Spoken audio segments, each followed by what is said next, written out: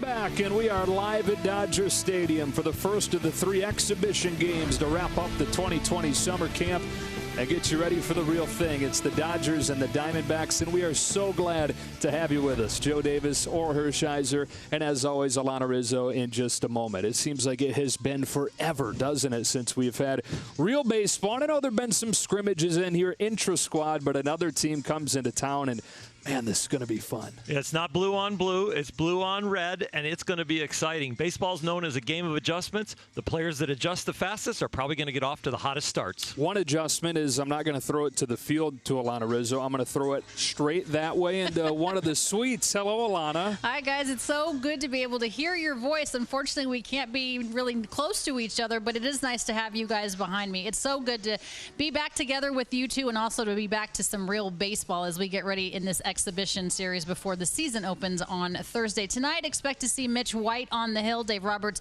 also saying earlier today that tomorrow it's going to be Julio Urias, and then also Josiah Gray will throw on Tuesday to wrap up the exhibition series. As far as position players are concerned, well, you're going to see a lot of those starters tonight.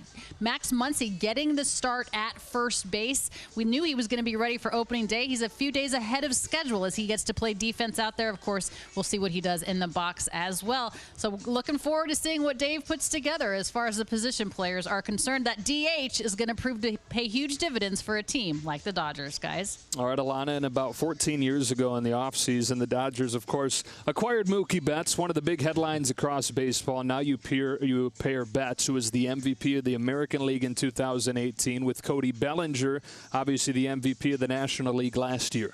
You know, Mookie Betts is the impact player that Dodger fans have been waiting for a long time. There have been impact players on this roster throughout, but now in addition to Mookie Betts, this is a fantastic opportunity. And then you move over to the current MVP from a past MVP on the same roster, hitting in the same order. Bellinger right now, not as hot as Betts through the intra-squad games, but you've got to trust the resume and the talent.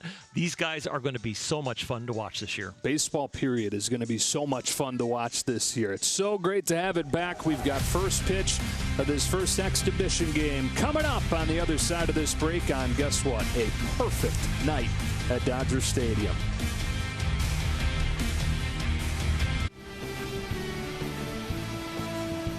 Extended dugout just beyond the Dodgers' third base dugout to allow for social distancing. That is, yes, Clayton Kershaw, their closest. Getting used to the new normal around baseball in 2020. Everybody is. There's a lot of things you got to get used to. Wait, nope, that's as close as you can go. And finally get to see Mookie Betts in a Dodger uniform. There were some moments there where it was like, man, are we ever actually going to get to see that? But officially on Thursday when the Giants come in, we will. 6:10 start. We're getting to see the players, and they're going to get used to the lighting here. It's going to be really exceptionally different. It's nice to have these earlier games. It's great for the kids to be able to watch the whole game, and this is fun to see an opposing team. And this is the lineup for that opposing team with the old Angel Cole Calhoun signing a new contract with the Diamondbacks. He leads things off. Then Ketel Marte, followed by another new addition in Starling Marte over from the Pittsburgh Pirates. Eduardo Escobar bats cleanup. David Peralta's hitting fifth in left field. The catcher Carson Kelly hits sixth. Then Jake Lamb at first base. Nick Ahmed, the shortstop, and Stephen Vogt, who spent last season with the Giants, does the DHing out of the 9th spot against a 25-year-old from San Jose, Mitch White, who was a second-round pick in 2016, and they continue to hold high hopes for him. He's dealt with some injuries, but finally, over the last year or so, he's been healthy. In 2017, he had a great minor league season. Then all of a sudden, those injuries. The first one was a toe injury, a broken toe that then led to some back stiffness. But this is the first off season and then extended spring training, if that's what you can call summer camp 2.0, where he has been completely healthy, gaining strength, and really is back on the beam as far as one of the top prospects for the Dodgers. Plan is for White tonight to pitch 4 innings as Calhoun stands in. White gets his signs from Austin Barnes, and off we go with a high fly ball into center field. It sends Bellinger back to the edge of the warning track in 1 pitch, 1 out. That'll calm the butterflies for Mitch White on the mound. He's going to flash a 96 to 99 mile-an-hour fastball. He's been clocked that high. Might average around 94, 95. And he also has a very good slider. That is his #1 out pitch right now. A curveball and a changeup, and the changeup is in development. White to face Ketel Marte, who was one of the best players in the National League last year. And word out of Phoenix is that he just keeps getting better and better. He's gotten bigger and stronger and hit 32 home runs last season after he'd hit 25 over his first 4 years combined. And he showed up after the quarantine, and they said that his BP has become like must watch. Switch hitter from pop, with pop from both sides. And really another one of those 5-tool players of the greats around the league. Could become a household name this year. Tomahawks that one to right. Betts turns and watches it go. 32 of them last year, and he's got one here in the first inning tonight. He picked on a high fastball, and boy, did he not pop that ball up. He popped it out of here. Center fielder #2, Starling Marte. You do not see a lot of left-handed hitters get on top of pitch like this. You see the glove from Austin Barnes go even above that. That's letter high. Well struck. Whew. So Arizona strikes first, and up comes Starling Marte. A swing and a miss for strike one. Really good player over from the Pittsburgh Pirates, acquired for a couple of minor leaguers. And his acquisition allows Ketel Marte, who just hit that home run, to move back into the infield. He had been playing the outfield, but now Starling Marte will play center, and Ketel figures to be the everyday second baseman.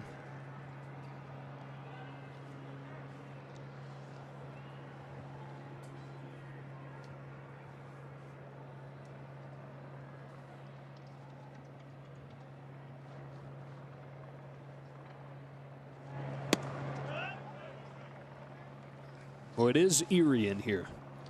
It is a little bit eerie, but you know what? It is so good to have baseball back. And this is a little bit higher level than inter-squad games.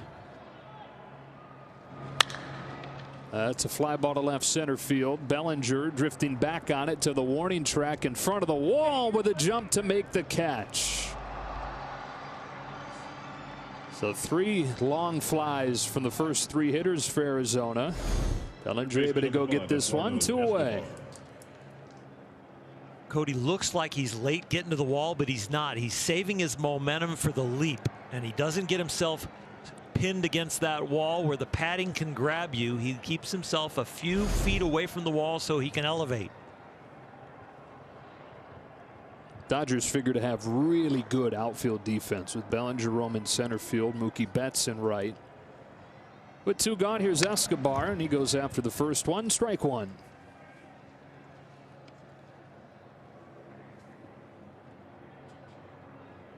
Let's check in with Alana. Joe, one thing the Dodgers do not lack is depth in the outfield. You were mentioning Cody Bellinger, Mookie Betts in center and right respectively right now. I said left field, is that going to be your one spot for versatility? And when I was asking Dave Roberts, he said we actually expect all of our guys to have that versatility. And again, you might expect to see Cody and Mookie out there every single day. Left field could, be a bit of a rotation as it has been in the last few years, but I want the guys to have the mindset that versatility is key. And also, you can get guys rest if you need to, albeit in a shortened season, rest isn't as much of a factor. There's so many different wrinkles that come with it being a 60-game season. Impacts everything. 2-1 pitch to Escobar. It's 2-2. The Dodgers' strength has always been their depth, but that strength kind of gets eliminated a little bit when you get into this shortened season. Any team can get hot for a month or two and really compete with the club that has won this division 7 years in a row. On a 2-2 pitch, Escobar grounds it along first. Muncy will take it to the bag, and that does it for Arizona in the first. They get a home run from Ketel Marte to take the lead. Mookie Betts and the Dodgers come to bat after this.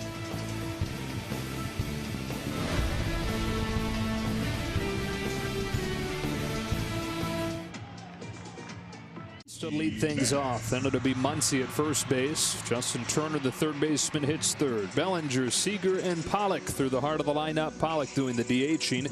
Jock Peterson is in left, hitting seventh. Then Kike Hernandez at second, and Austin Barnes there on the right will bat out of the 9 spot.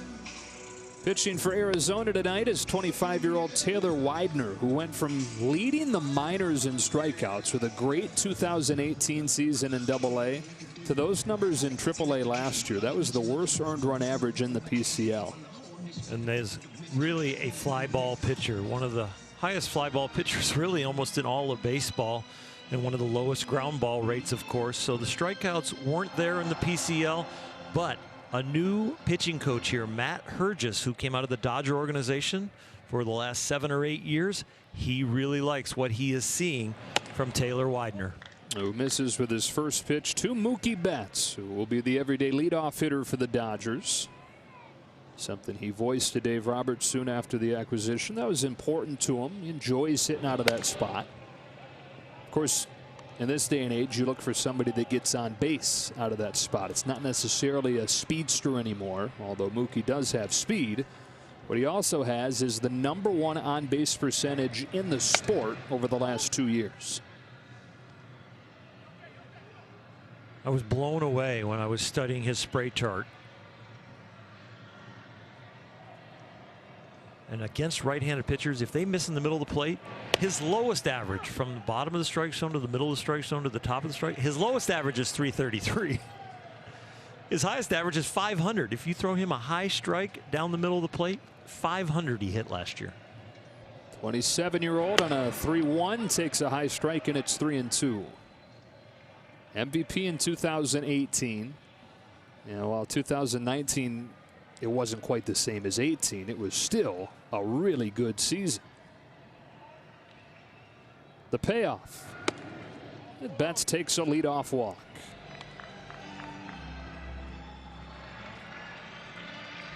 One of the most intimidating things is when great hitters do not stretch the strike zone, and that's what the league is going to get with Mookie Betts all year.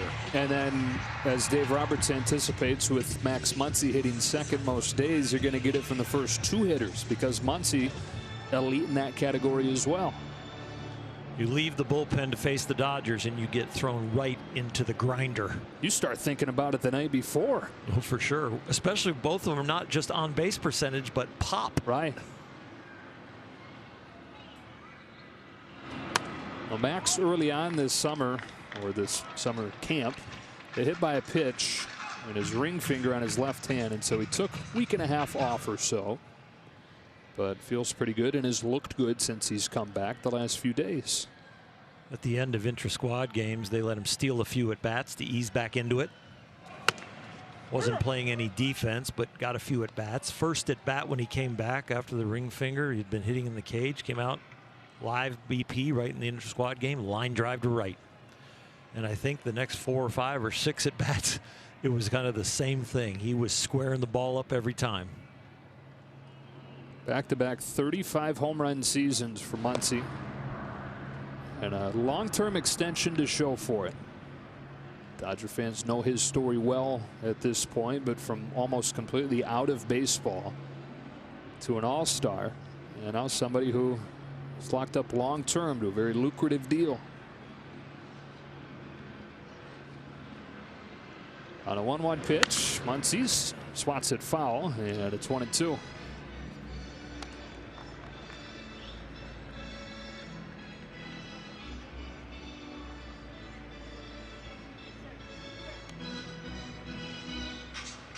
Out of baseball to a long-term deal, and in between, he's turned himself into one of the most productive offensive players in the National League.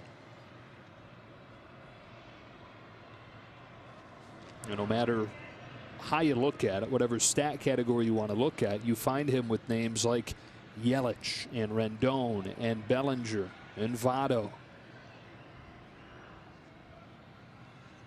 It's a long way from the couch and looking for a job, I'd say.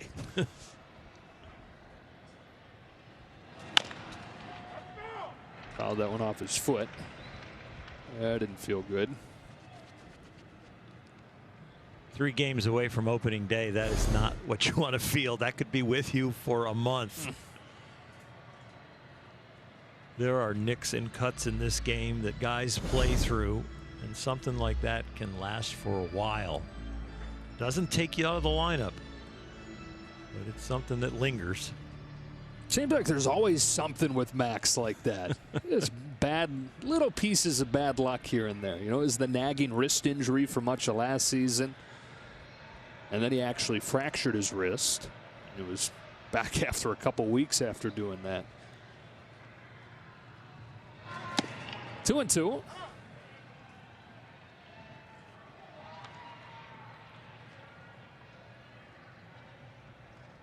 Now, Muncy had the breakout season in 2018, and so went into 2019 understanding that it would be a little bit different, and that now he wasn't an unknown, but he was going to be a marked man. And so to be able to follow it up with another really good season, he took a lot of satisfaction out of 2019. This next pitch to Matz will be a dozen for Widener. Talk about being put through the grinder already. No outs, man on first, my 12th pitch.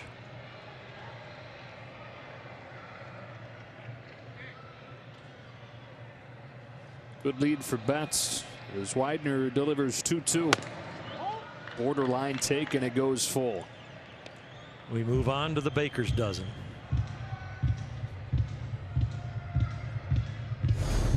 The information that Justin Turner and Cody Bellinger and Corey Seager will gain with these two at the top of the order. A fatigue pitcher possibly, and information exchange. Betts takes off on ball 4, and so he does all that work. 14 pitches and a pair of walks.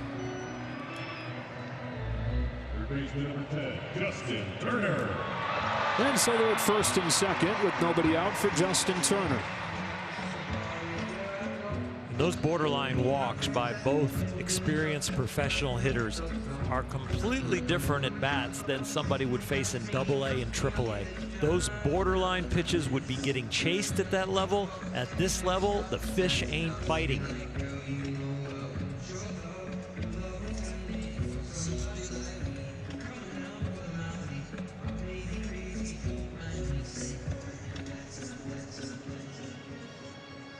Early RBI chance for Turner, who's entering his 12th season in the majors. His 7th with the Dodgers. It seems like Justin's been around forever, but always worth reminding yourself that he's only been an everyday player. This will now be 5 years. Seems like he's an everyday veteran of like 15 years by now. But it wasn't until he turned 30 that he was truly an everyday player.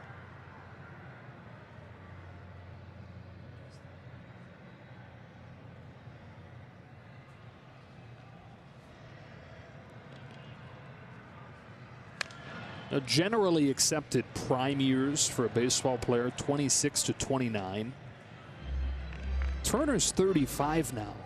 And while the defense might have shown a drop off last year in some ways that he's tried to address, it's really hard to see any kind of diminished ability at the plate from him. Nothing at all. Knowledge of the strike zone, power in the bat, ability to hit in the clutch. 2-strike hitter, one of the best.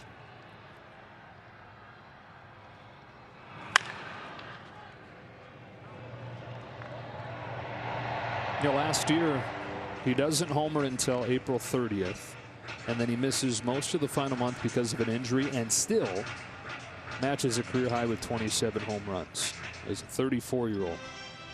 And he doesn't have many home runs usually in the first couple months of the season. No, in fact, in his career he's hit 110, 3 before May 1st. Yeah. So we got that part over for him. Right. Maybe this ain't so bad for me, he's thinking, as the schedule gets delayed a little bit. He's ready to get hot. That is off of Widener, able to track it down and throws late, and the Dodgers have loaded the bases with nobody out. Widener's baseball clock was slightly off. When he retreats for this deflected line drive, he takes the ball back to his glove to kind of re-grip it. If he wrong foots it like a third baseman or second baseman, we'll watch him take the ball back to his glove and tap it. That's the difference between recording an out and not recording an out. He's got to pick it up barehanded and turn and throw, but he re-taps, regathers, and that gave Justin another step and a half. And so it brings Bellinger up with the bases loaded. Now, folks watching the scrimmages over the last couple weeks have noticed probably a different stance from Cody Bellinger. Of course, had the MVP season last year, hitting those 47 home runs. Didn't feel quite as good down the stretch last year. Didn't feel quite as good during the postseason, and then says that he didn't feel great during spring training either. So during the quarantine, he started working on some things, started trying out some new positions, see if he could recapture that feeling. And slowly as camp has gone on, he's unwound from that a little bit. It very much remains a work in progress for him. A little less pigeon-toed with the feet, especially on the front side now. It seems like 15-20 degrees less on the back foot, but significantly less on the pigeon toe on the front foot, which then is going to readjust both your hips and your shoulders. 2-1. Quite a bit less closed off than he was in the first scrimmages too. Well, you start looking from the ground up. So when you turn your foot the way that back foot is turned, that's going to turn the knee and the hip, and it's going to do something a little bit in your upper body. But he has really straightened out the front side and slightly opened up the stance already. They were pretty much pigeon-toed and square. Now that front foot has dropped back about 6 inches. 2-2. Bellinger turns on it, lifts it down the line to right, back towards the pole. Calhoun to the wall, a grand slam. And after all that consternation over the change in stance and change in setup and trying to adjust back to a level of comfort, when the lights turn on, another team comes in and the MVP launches a grand slam.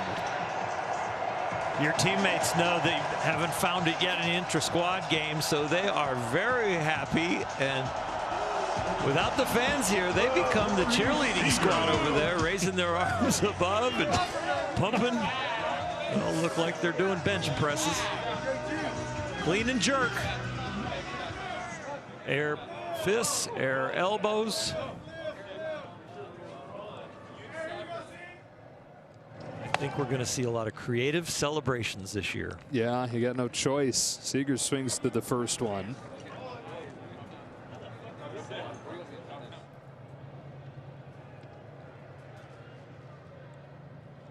Saw the Cleveland Indians finish up one of their scrimmages the other day. Instead of a handshake line, they tapped toes as they walked by.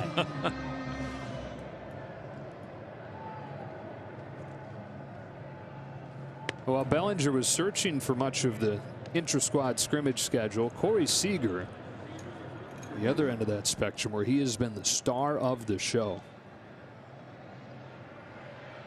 He is backspinning the ball to the opposite field instead of those slicing, looping fly balls for outs, or they just land harmlessly on the warning track. He has been driving the ball to left center with backspin.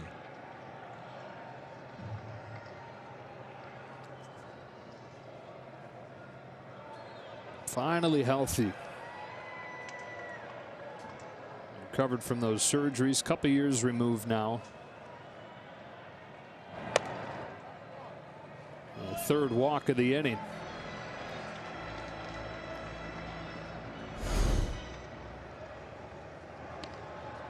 The back of the Bellinger home run.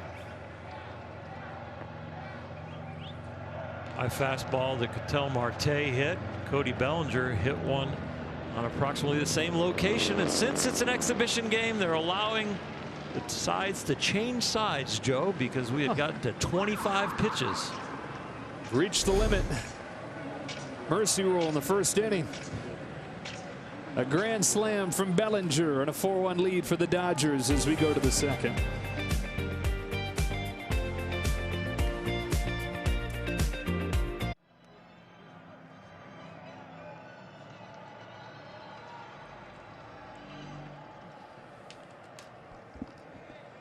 Cody Bellinger's grand slam has the Dodgers in front 4-1 as we go to the second inning. Mitch White goes back to work. David Peralta comes up and takes strike one. It's part of MLB's pace of play initiative. Now when a pitcher throws 25 pitches in an inning, El Bencho, move on. If you had paying customers in the stands, you wouldn't be able to do that, but this is a different exhibition game. Obviously just kidding, although cardboard cutouts are not booing. No. Nope. Wow, look at that one. Oh, he was mad. Foul tipped in. It's 1-2. Would you describe that as mad, that last one we saw? I don't know. I just kind of fit the story. Like, what are they doing? What happened? What are you going to do with this picture? Dodgers have no outs and they're changing sides. They still have 9 innings to hit. This is not how baseball works. Is this a new rule change? Yeah, there are a few of them, so let's punch on the ground left side. Seager waits on it and throws high, but Muncy up to get it. Purchase a fan cutout and have your face like those we just saw in the stands at Dodger Stadium during the 2020 season. Proceeds benefit the Los Angeles Dodgers Foundation with a mission to improve education, healthcare, homelessness, and social justice for all Angelinos. Buy now at Dodgers.com/fan cutouts. So cool. I'm looking forward to seeing more and more of those fill up in the park as time moves on. If you are going to buy one, please give us some of those faces. Carson Kelly, Arizona catcher, looks at a strike. Kelly came over in the Paul Goldschmidt deal prior to last season, and there were a lot of people around Arizona that understandably were bummed out that Goldschmidt got sent away. And some Arizona fans looked at it as kind of a white flag, like they were going to completely rebuild. Well, Arizona finished in second last year. They figure to be really good again this year. And if you look at Carson Kelly's numbers and compare them to Paul Goldschmidt's, just do it. Just take a look. It's uncanny. It's almost exactly the same. Really? Yeah, in 2019.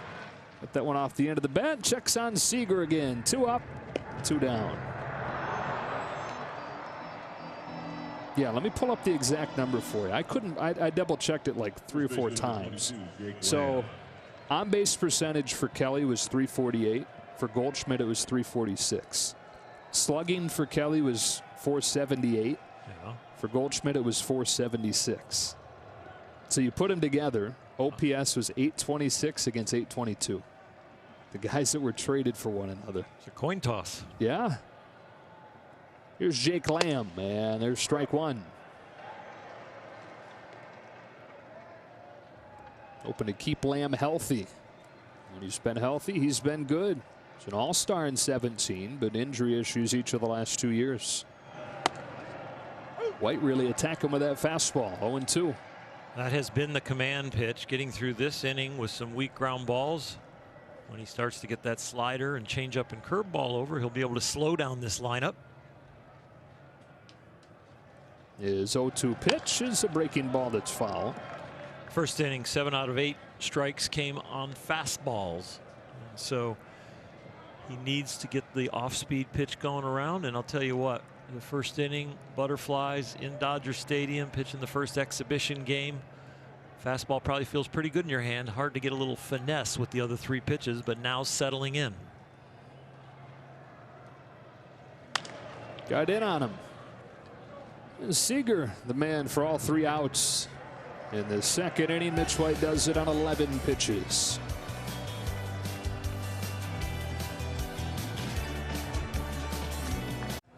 Dodgers got 4 against him in the first on a grand slam from Bellinger. The inning ended before he got an out. Move things along however they please in these exhibitions.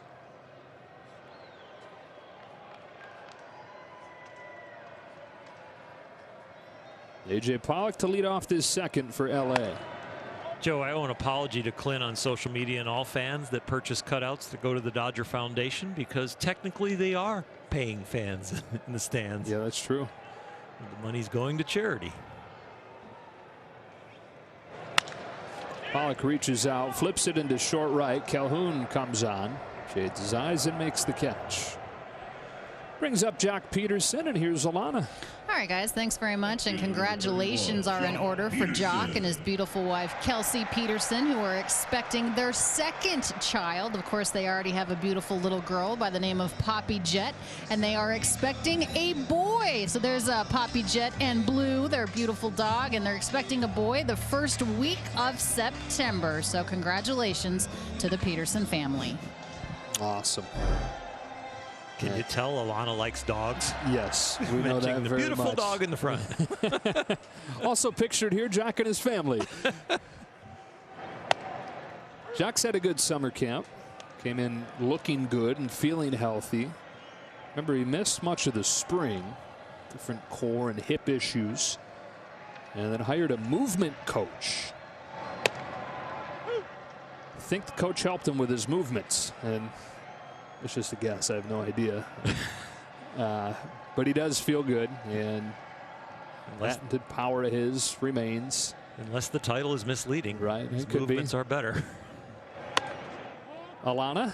Guys, the way that Jock described it as far as the Cliff Notes version of what this movement coach does is basically to get your body in the strongest, most athletic position, basically using your body efficiently. He said it kind of opened up his body more, moved more freely, and it was actually Austin Barnes that introduced it to him. Lines on to Calhoun and right. 2 up and 2 down. I think we could all use a movement coach some mornings, right? There's Hernandez. My movement coach is a hot shower. Yeah, that helps. Although a cold shower could be one too, just in a different way. How do you like Kike's mustache? I like Kike's swing through the inter-squad games, and if he keeps swinging it that way, I think the mustache will stay. Hernandez tinkered with his swing last season and captured something that felt good going into the postseason. Stuck with that through the winter, through the spring, and through the quarantine, and now here we are using that same swing. And you're right, probably after Corey Seager, if you ask the people that have been around the summer camp who has stood out, he would be the next name on the list offensively.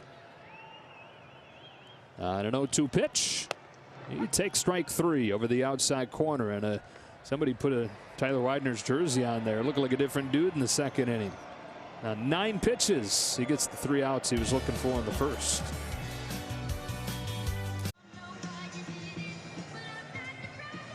Predict the winner of every opening day game and you could win $100,000. Play MLB Opening Day Pick'em presented by MasterCard before games begin on July 23rd, and start your season off with a W.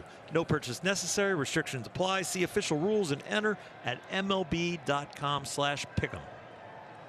Boy, look at this place. Light blue skies above as Mitch White gets strike 1 on Nick Ahmed. Perfectly light blue skies. Temperature in the low 80s today, dropping down into the low 70s for first pitch.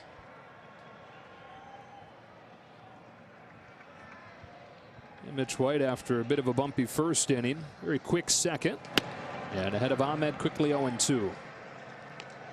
First inning a little bit unarmed with just the fastball for a strike, but now the breaking pitches, that last pitch, a outstanding slider, are all coming along. And this is a version of a older but wiser and stronger and healthier Mitch White, a prospect they saw back in 2017 and say, we got something, and they sure do with that. That was a pitch that was his best a year ago, that slider. Yeah, before he started dealing with the injury issues that you detailed, he was as highly regarded as anybody in the Dodger system. He has touched 98, 99 miles an hour. He can live around 95 with the fastball. That slider right there was what, 80. He can go 86 to about 90 on the slider. The curveball down to about 78. And Last year threw about 20% changeups, which is starting to really develop. Here's Stephen Vogt. And there's ball one. So White, we mentioned, was the second round pick in 2016. Third round pick in 2016 was Dustin May. And so those two guys are mentioned in the same breath, at least for the first couple of years of their pro careers. The difference being that, again, May's been able to stay mostly healthy, while White is trying to get through those injury issues. And you can see what he's capable of when he is feeling himself. Drops that one in there, and he's ahead of Vogt 1-2. That's the firmer of the curveballs. He doesn't just throw every one of his pitches at the same speed. That was the harder 84-mile-an-hour curveball. You can take that down below 80.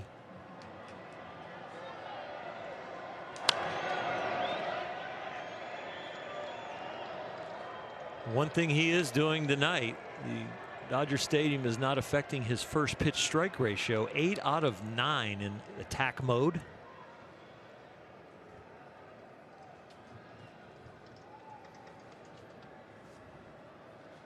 Tries another 1-2, and Vogt golfs it foul. Most important pitch in baseball. Strike one. Strike one, and then move to the 1-1 pitch, because he either turned the count into 2-1 or 1-2, and that is a huge difference for hitters.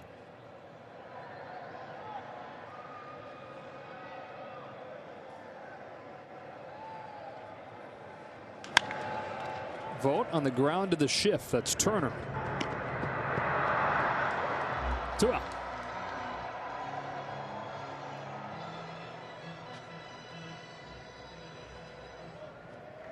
Back to the top of the order for Cole Calhoun. It's been a frustrating last month or so for Cole, who tested positive for COVID and then quickly after tested negative, and then got another positive test. All the while was asymptomatic, though he said that he convinced himself at one point that he had lost his sense of taste and smell, but he thinks he was in his own head. Joey Gallo went through a similar thing in Texas. But when a player tests positive, you got to be away until you test negative back-to-back days and pass other protocols. So it was a really frustrating stretch for him. Slices this ball to the gap in left center field, but Peterson runs over to cut it off and end the inning. So Mitch White with another 1-2-3 frame. We go to the bottom of the third in a 4-1 game. Bottom of the third inning in a 4-1 Dodgers lead over the Diamondbacks. Here we are on July 19th, finally getting closer to real baseball, but it's also a very special day because Rachel Robinson turns 98 years old today. Her daughter Sharon tweeting this out earlier today. Here's to you, Mrs. Robinson. Of course, Rachel Robinson, the widow of the late great Jackie Robinson. The entire Dodgers family would like to wish Mrs. Robinson a happy birthday. 98 years young. She's an absolute queen. Looks beautiful, and of course has continued her entire life to carry on Jackie's legacy, guys. All right, Alana, as Barnes leads off this third inning. Of course, Jackie Robinson Day normally is on the anniversary of his major league debut, which is in April. We won't have that this season, but Jackie Robinson Day will be celebrated in late August on what is the anniversary of his famous meeting with Branch Rickey, where Branch basically put him to the test to see if his instincts that Jackie would be the right man for the job were right. And those instincts were confirmed. So we will still all wear 42 and remember Jackie's legacy coming up in about a month. Appropriate in any baseball year, no matter when, that we honor Mr. Robinson. 2-2 to Barnes. Perfectly placed by Widener. One gone.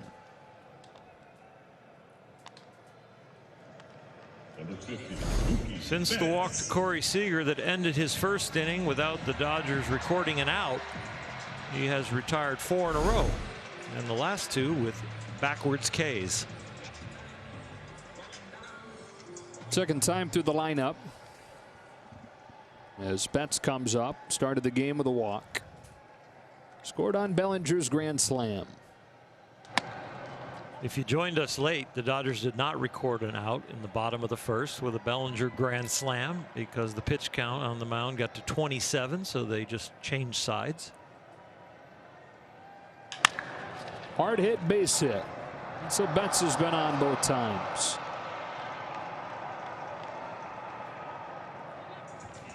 Number 13, Max Muncy.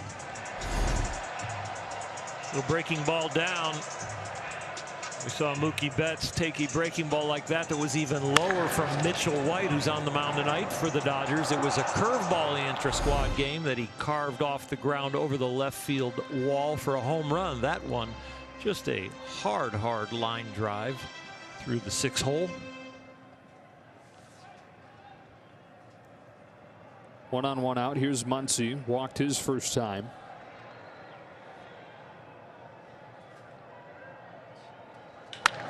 That is down the line, and a fair ball into the corner from Muncy. Calhoun plays the carom. They hold Betts at third, and a double from Max Muncy. Betts comes far enough down the line to draw the throw. It's back to the bag. Top of the order getting it done for the Dodgers so far tonight. No one in the first 5 holes of the Dodger lineup has been had an out.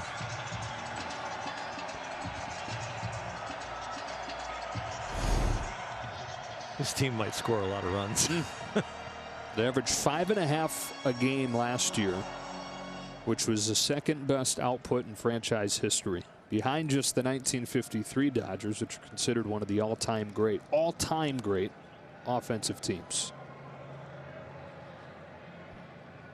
Second and third one gone. Turner flies it into center field for Marte. This will be plenty deep enough to get the job done. Betts heads in from third. Muncy gunning to third. He's in there safely, and Turner with an RBI sac fly to make it 5-1.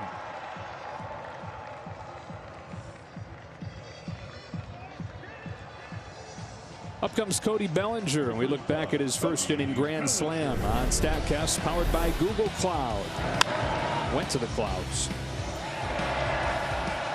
Up and in fastball that he tatered, and that feels good as you're making some subtle adjustments off an MVP year.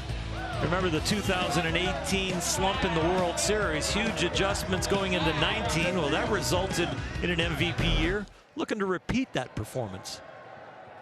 Muncy at third, 2 gone. Bellinger watches a changeup, ball 1.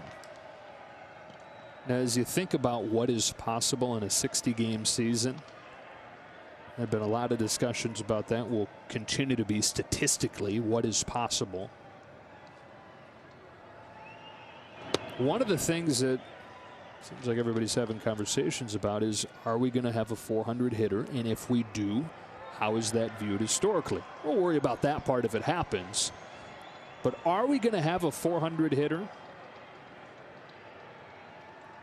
Even though it's only 60 games, I just have a hard time seeing it when I look and see that Bellinger threw 60 games last year, as hot as 60 games as it felt like was humanly possible. He was at 376. Latest he was at 400 was at the 49 game mark. And it seems like that was an eternity that he was hitting 400 last year. But it wasn't even 60 games.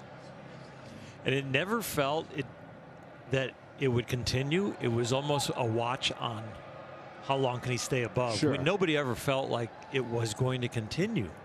And tip of the hat, Tony Gwynn, Nomar Garciaparra, Ted Williams, those guys did it for 162. Not all of them over the 400 mark, but up there in the stratosphere.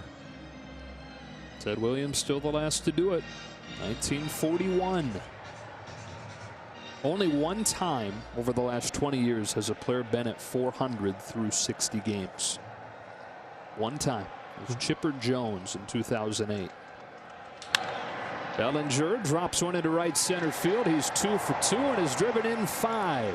Muncy in to score, and they lead at 6-1.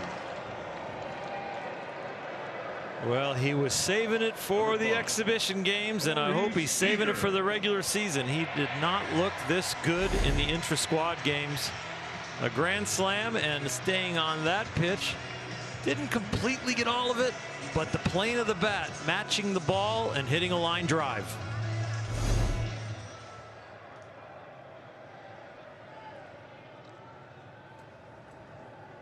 So the only out still from the top 5 in the order is Turner's sacrifice fly.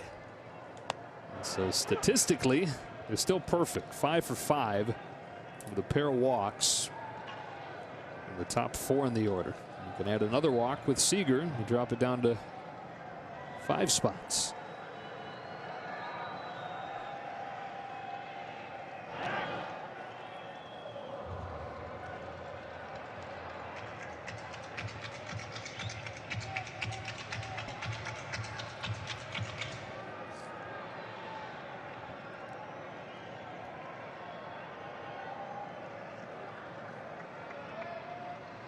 No balls, 1 strike. 0-2. It is so good to be back. I missed you. I missed you too. Missed all this. We have natural social distancing in the booth. We're about 6 feet apart. Yeah. With the monitors between us and the headset set up. For being honest, probably 5.5 feet, but 2 monitors too. So I think that makes up for the last half foot. Good take by Seager. 1 ball, 2 strikes. We've seen some players playing in masks. Escobar. Not particularly effective when worn like that. I think he pulls it up as he goes into the bench. And we've seen some first basemen have them out there, and then when somebody gets on base, they put them on. Yesterday, Didi Gregorius and Clint Frazier both homered wearing the masks. 2-2. Who is that masked man? It was funny. Frazier wearing number 77 for the Yankees. He used to be one of the hot young guys there that they were excited about coming up, but it's kind of fallen out of favor. And so it really was like, wait, who is that with the mask on that just homered wearing 77? On a 2-2. Seager swings through a fastball for strike 3, and the inning is over. Dodgers get a couple more. Lead at 6-1 as we go to the 4th.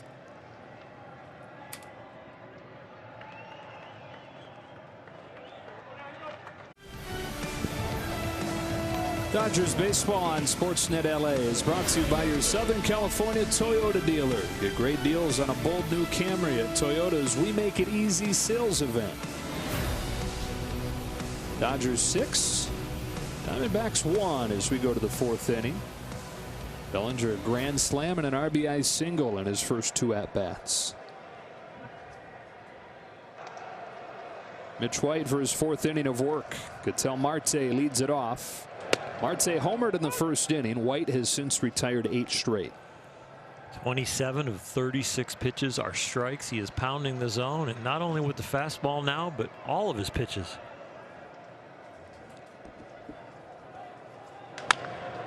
It's in the hands of Marte and ahead 0-2.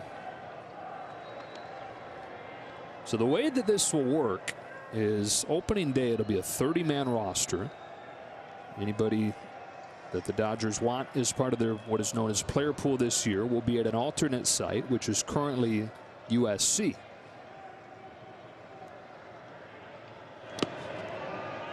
Check swing, no swing, and it's 1-2. That number will go down to 28 after 2 weeks, and then a couple weeks after that the roster number will go down to 26.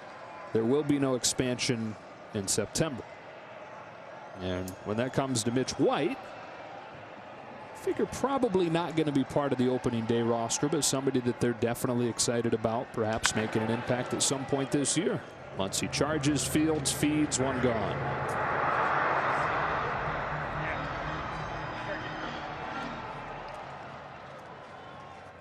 What an interesting story. Number 2, guys that debut this season are going to have the tell. You know, when I debuted, that was a 2020 season. You know what 2020 was. Here's Starling Marte.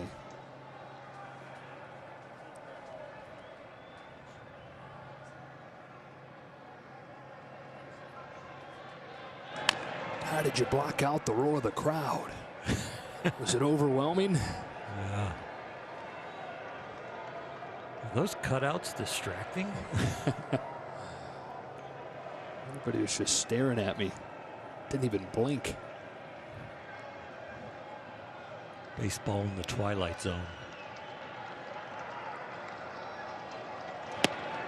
Wow.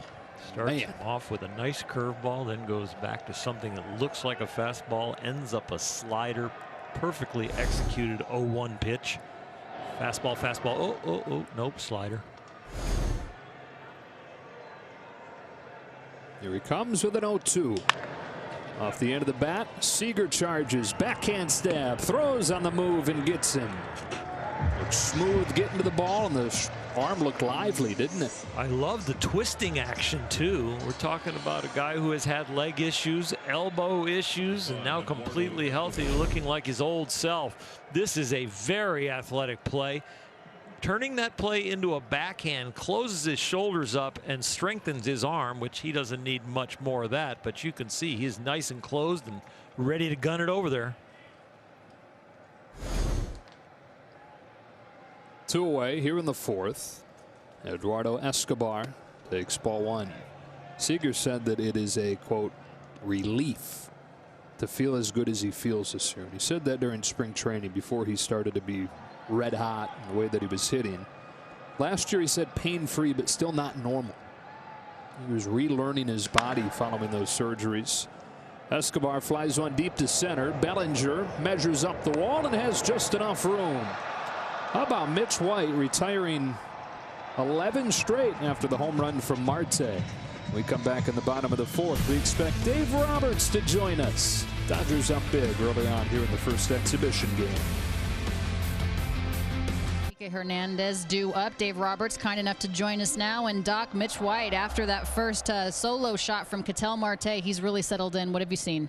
He's throwing the ball really well. I think the word for him, Alana, is conviction tonight.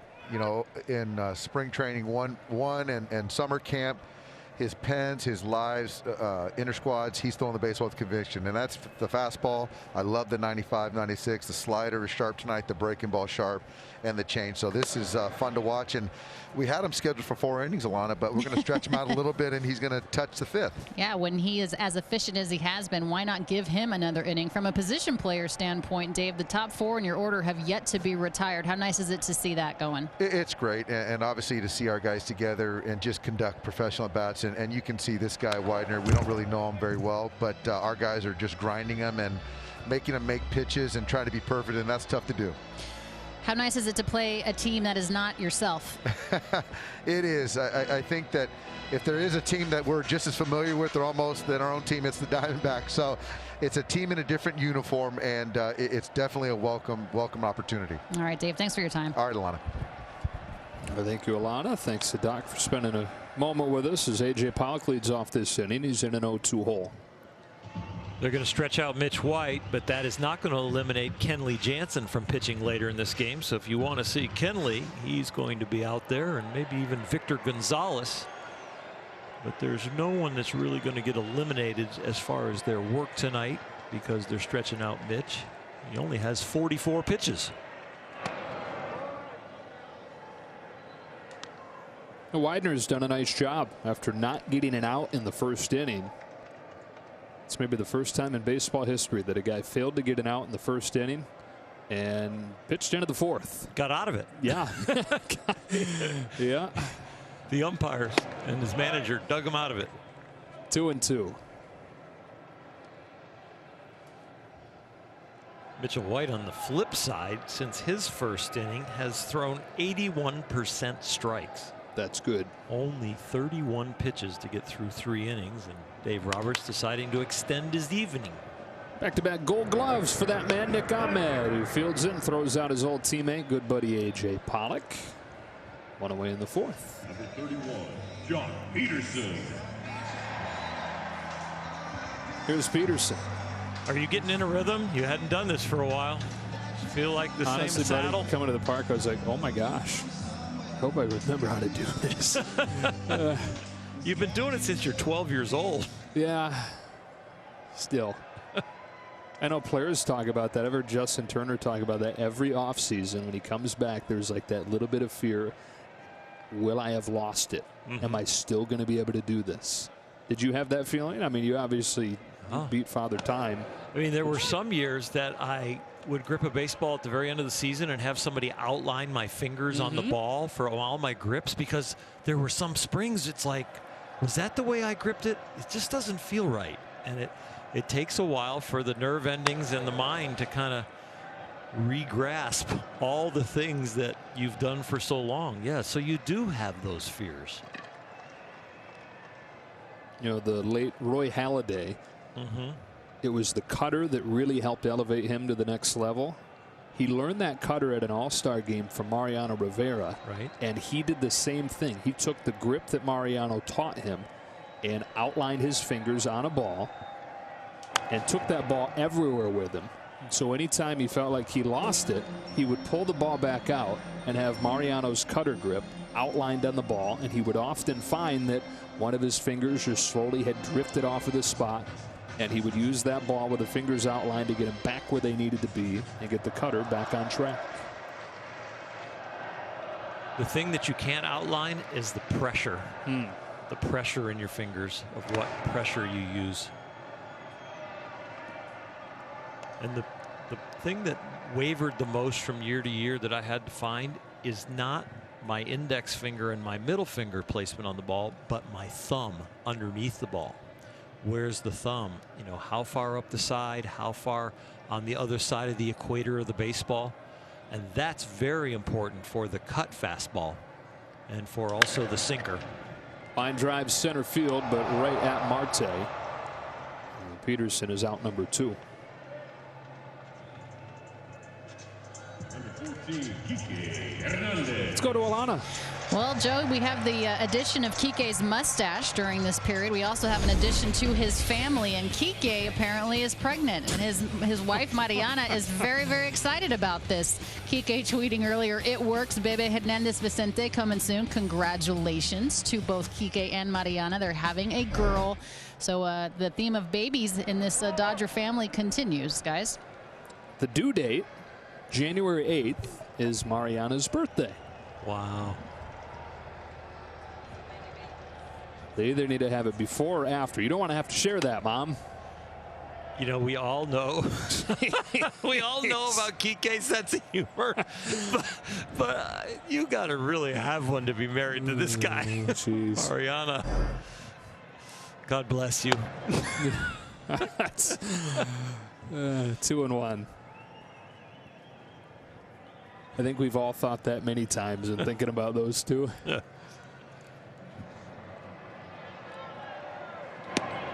It's funny seeing that picture, though. My 4-year-old daughter the other day. Oh, no. Oh, yeah. You had to give her the listen to the birds and the bees and said, "Is he pregnant?" I'm a girl like Mommy. Yeah. Blake's a boy like you. I was in Mommy, and Blake came out of you. Well, okay. Eat your Cheerios. 3-2. We'll cover that later. Yeah, exactly. Dodgers 6, Diamondbacks 1 here in the bottom of the 4th inning. On a 3-2, Hernandez watches ball 4. 4th Dodger walk tonight. Keeps his 4th inning alive for Barnes. 15, Austin Barnes.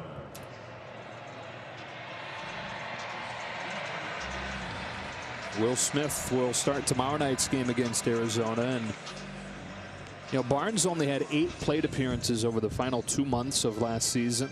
As Smith took that job, Barnes went to AAA for a period of time, but it figures to be closer to a timeshare at least to begin this season.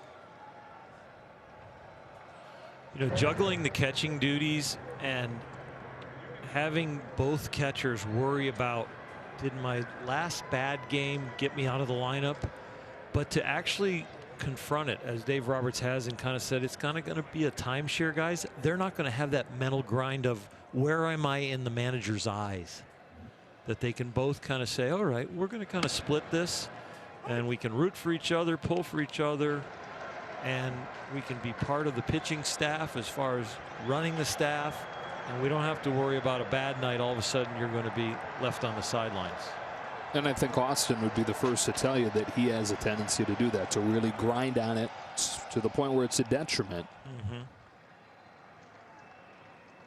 And he'd tell you that he's at his best when he's free and easy. And he's an exceptional athlete, twitchy. Talk about with him. He's at his best when he lets that play. On our podcast, when we asked the players who would win a cage match, he was right in there. He's usually the answer. I mean, some people thought Baez because of strength, but never thought he could get angry enough to win a cage match among his teammates. But if he did look out, they say. Yeah. But pound for pound, with passion, Austin Barnes rose to the top as far as the votes from his teammates. Joe Kelly got a few. Yeah. Well, Joe Kelly's won a fight on a baseball diamond before. That's Tyler Austin of the Yankees when Joe was with Boston.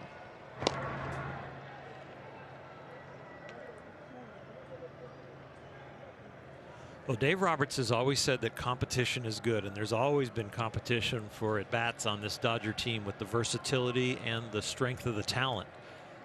But showing his dexterity as a manager to know how to relieve some pressure from the young Will Smith and the battle of an Austin Barnes that needs to kind of decompress on some nights. So it's really a good stance for both of those catchers. I always worry on these, Oral. So many small bones. It sounded like bat, so it definitely got boned.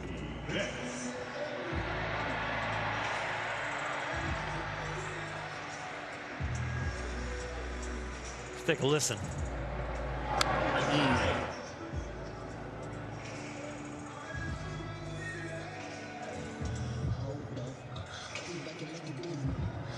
I wouldn't be surprised if the training staff wants him to come out and just get ice on it now.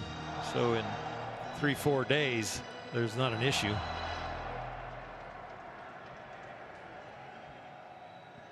So walk to the 8-hitter, and then the 9-hitter gets hit. So Betts comes up with 2 on and 2 out. If there's a hand on a catcher that gets beaten up, it's the left hand that you're catching all the pitches with.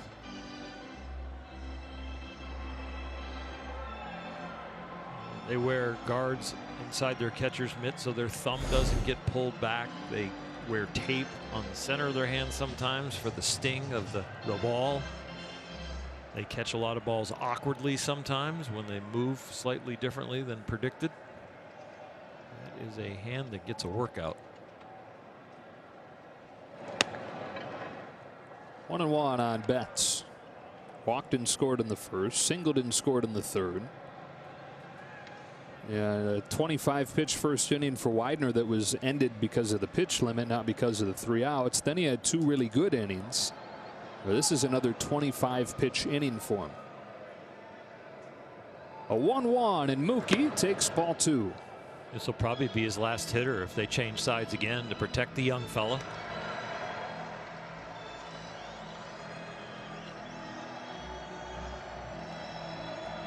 No action in the Diamondback bullpen, so they're trying to extend him. Looks like maybe even to 100 pitches.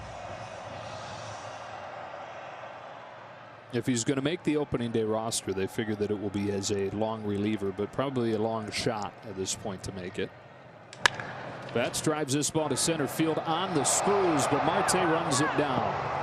Nice play by Starling Marte in center to save at least 1 run. It's 6-1 after 4.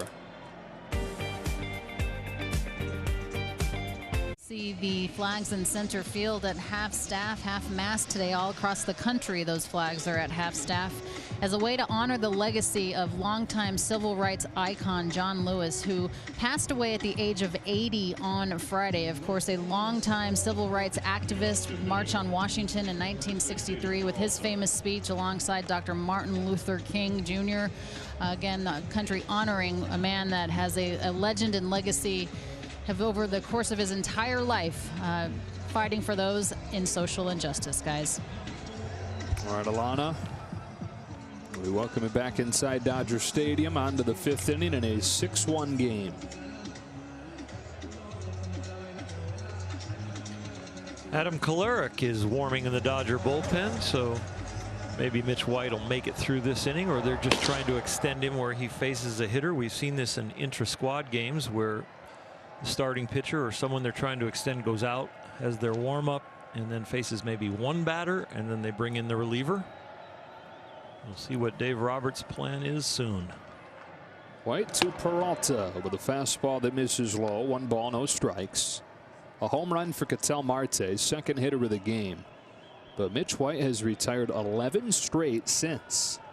Only 3 balls have left the infield since that home run. That's on the ground to first, and an easy out from Muncy. Rocky Gale has replaced Austin Barnes behind the plate after Barnes got hit in the hand by the pitch. Number 18, Carson Kelly. In a normal situation, Alana would be down there finding out how everyone is doing in Austin Barnes, but this will have to come from the Dodger PR department as we get a report on Austin and how his hand is. Here's Kelly. 1 ball, no strikes. Well, Mitch White out of San Jose. He'll have to forgive him. He grew up a Giants fan. Some Dodger fandom, though, on his mom's side of the family. Grandpa on his mom's side. What a confidence building outing potentially for him if he's able to finish this off on the right note. Yeah, this is not a typical exhibition game where you get the regulars for 1 at bat, 2 at bats, and then they're gone. These guys are going to be in there for his whole outing, and he's posting some nice numbers. And this is a team that scored a lot of runs last year and expects to score a lot more this year. Yeah, that's the thing. Not only is this a legitimate big league lineup he's facing, it's a legitimately good big league lineup. 2-2. They were near the top of the league in runs scored. They hit for a lot of power, and they're healthier this year, and the addition also of Sterling Marte.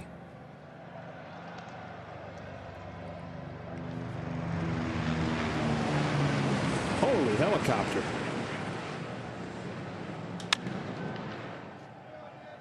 Ball might hit it.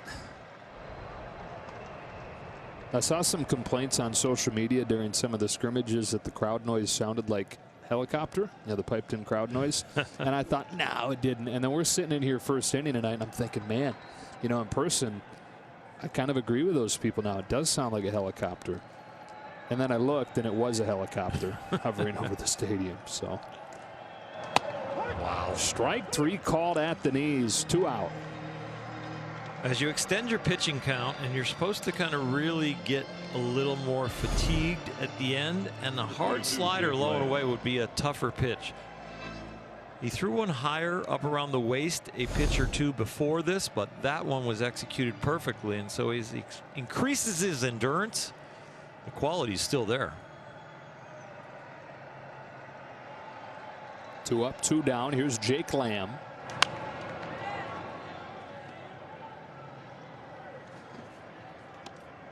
"13 straight retired by Mitch White."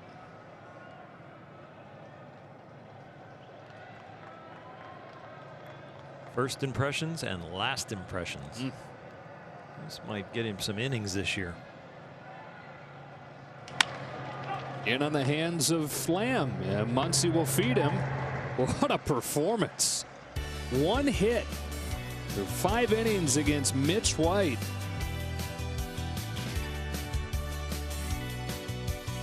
Find out what's cooking from my barbecue mentor, Joe Davis. The Dodgers YouTube channel gives you unprecedented access to the team and more. Visit youtube.com/Dodgers and subscribe today. Oh, yeah. Think I made him blush. Oh, my gosh. Hi, welcome to the Davises. Come on inside for Cooking with Joe.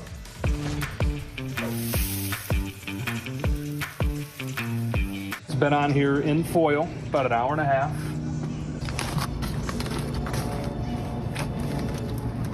Oh, baby. I think they are ready. Did you have a welcome to the Davises outfit, and then you changed into something else to cook? I saw those blue were two shorts and separate then I videos. saw black shorts. Although it wouldn't be the first time that I changed mid-party.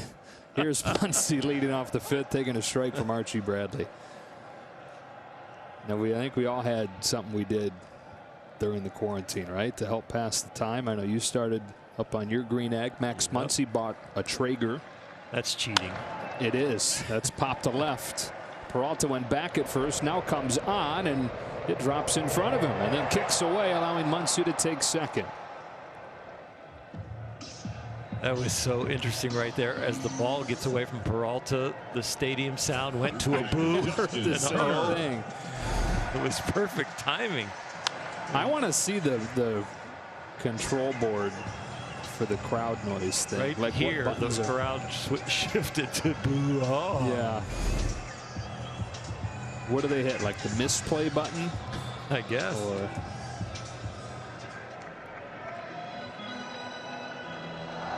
so Muncy's been on all 3 times. And Turner comes up. As Bradley checks into the game. Arizona's closer took over that role as last year went on. When Archie Bradley is right, he's as tough as any pitcher you're going to find. Very few relievers in the big leagues can actually raise the intensity of a crowd, but he's one of those guys when he comes into the game, especially at home in Arizona, that he really impacts the game, not only with his arm and his ability as a pitcher, but emotionally impacts the game. Tie game, him on the mound, he comes in a key situation. He shows his emotions all throughout his body and his facial expressions where the fans feed off of it.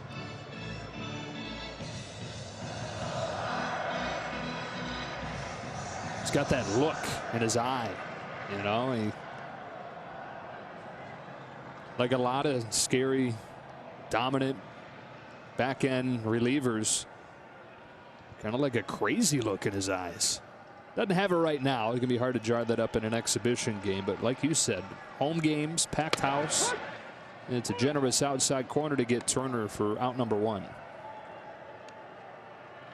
Center fielder Cody Bellinger.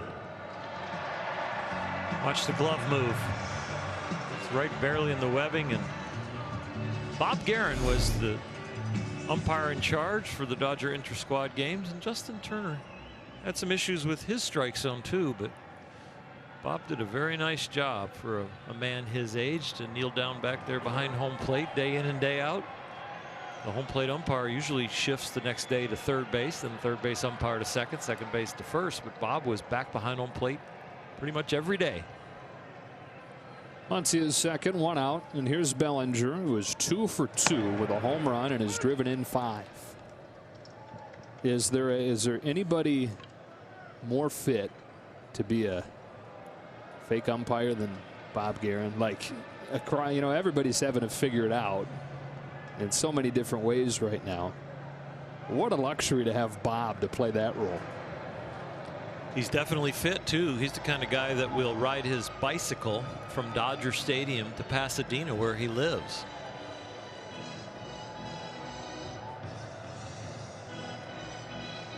Some of the biggest hands in baseball. I can't imagine any bigger. Just engulfs your hand when you shake his hand, and you just hope he doesn't go for any kind of grip strength. Right. He can make it feel small. Take you to your knees. Well, major league catcher Bob Guerin. On an 0-2, Bellinger takes high and ball 1. Major league manager 2, managed the Oakland A's. His name has come up in recent years as a managerial candidate, but he's been with Dave Roberts every season. Every time I mention that to him, he says, I am very happy where I am. You're a great fit. Dave Roberts together. Bellinger cracks one to left. Peralta.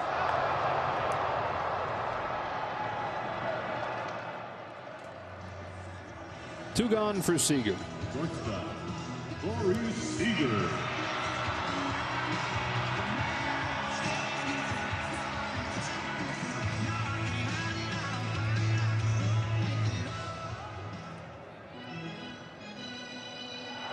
6-1 exhibition game, the first of 3. Another one against Arizona tomorrow, and then one against the Angels, an off day, and then the opener. You guys, right now in a 6-1 game, this is about individual work. Seager towards the left field corner. Long way to go for Peralta, and it's over his head. That's what we've seen a ton of during this summer camp from Seager. Whereas last year when the ball was headed that way from him, it was these carved out, weak dovetailing fly balls. He is hitting it the other way with authority again. This one doesn't have perfect backspin. It's got a little side spin, but it is driven. There is no slice to this because it loses velocity until the very end. That is a hard line drive over the left fielder's head, which is a huge sign again for Corey Seager.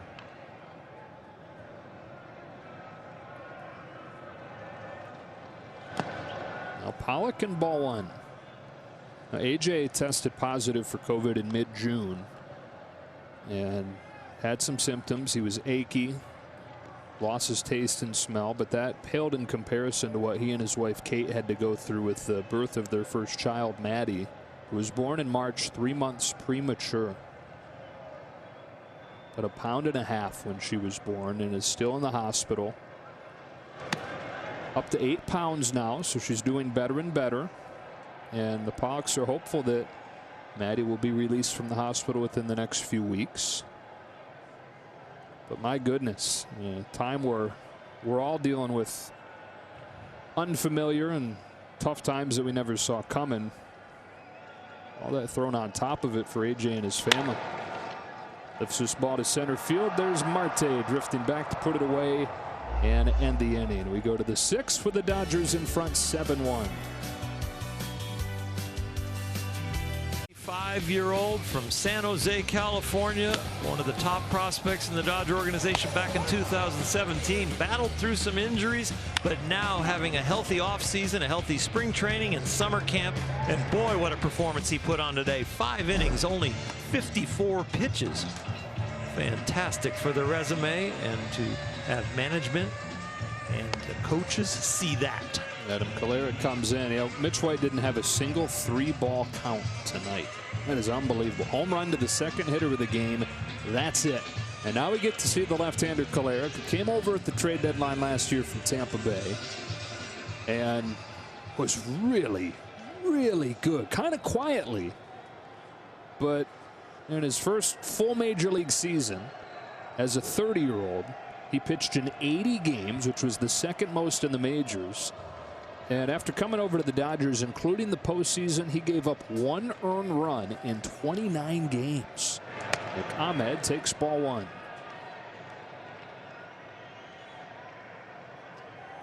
Fastball will hover around 90 miles an hour. A left-handed specialist, but now with the new rules in 2020 that you have to go at least 3 batters unless you finish an inning.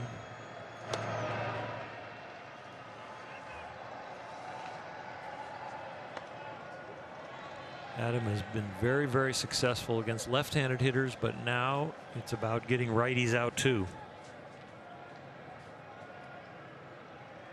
In his career, right-handers have hit at a line that is basically the equivalent to Francisco Lindor. Left-handers have been the hitting equivalent of like Kenta Maeda. So left-handers, no shot against him. But yeah, to survive in baseball as it is moving forward with that 3-batter minimum, he's going to need to be better against righties. And he knows that. And it's been a lot of his energy since that rule was instituted, finding a way to make that happen. I mean, look, if the guy stuck with it enough to become an everyday major leaguer, at least a full-time big leaguer for the first time when he was 30, then you figure he can find a way to stick around with a little rule change. Ahmed swats one to beat the shift and lead off the 6th with a base hit. First base runner for Arizona since the first inning. There's a couple things you have to do as a left-handed specialist to now have to get righties out. First, you have to gain experience. You're not used to seeing somebody stand in the right-hand batter's box. And then you've got to see the batters react to your pitches, and then maybe adjust a few of your tools in your toolbox to get them out. So Adam is going through that transition right now. Faces Stephen Vogt.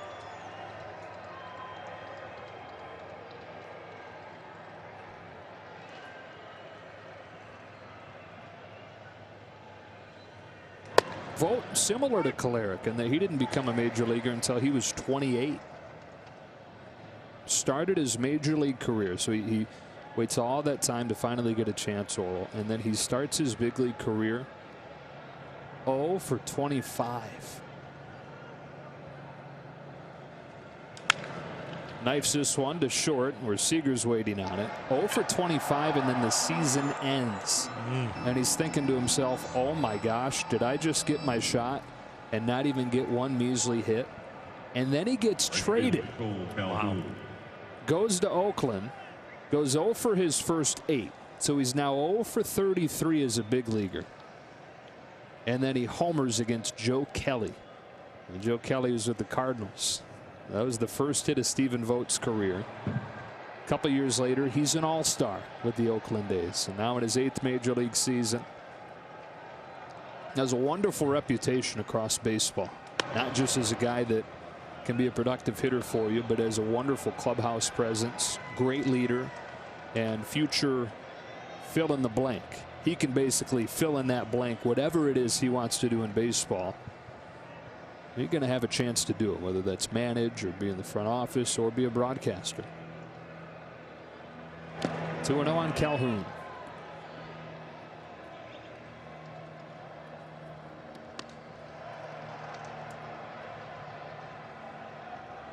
Being in the clubhouse and being a good guy, you'd say, well, how does that get a guy a longer rope or more chances? Well, when it gets down to all the different issues, and if it's a one-on-one battle for a roster spot or a chance, that can be a tipping point.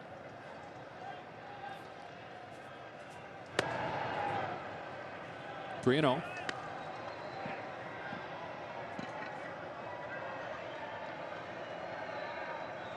Now, you were the bulldog, but you were nice too. That was the Chihuahua off the field.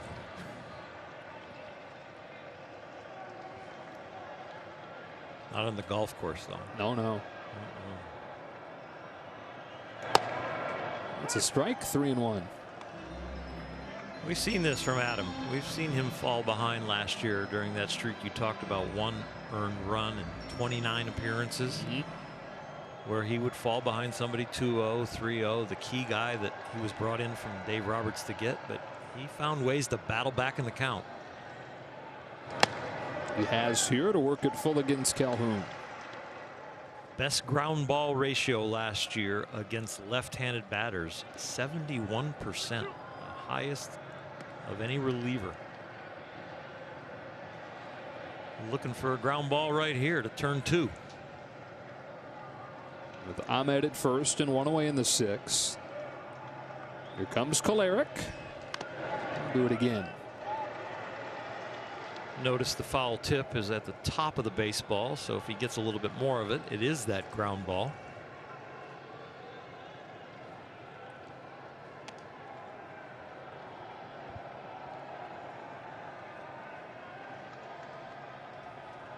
Adam is from Baltimore originally. Grew up an Orioles fan, although he made a trip to California when he was a kid and visited Dodger Stadium as a 12-year-old. When he was traded, got a text from his dad.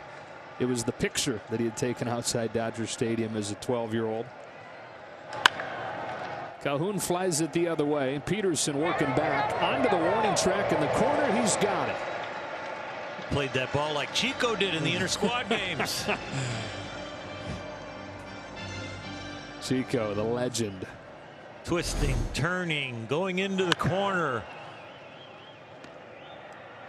There's where he's got a beat on it. Right, those last 5 steps when he made that twist, and then the glove side on the forehand side, he's got it.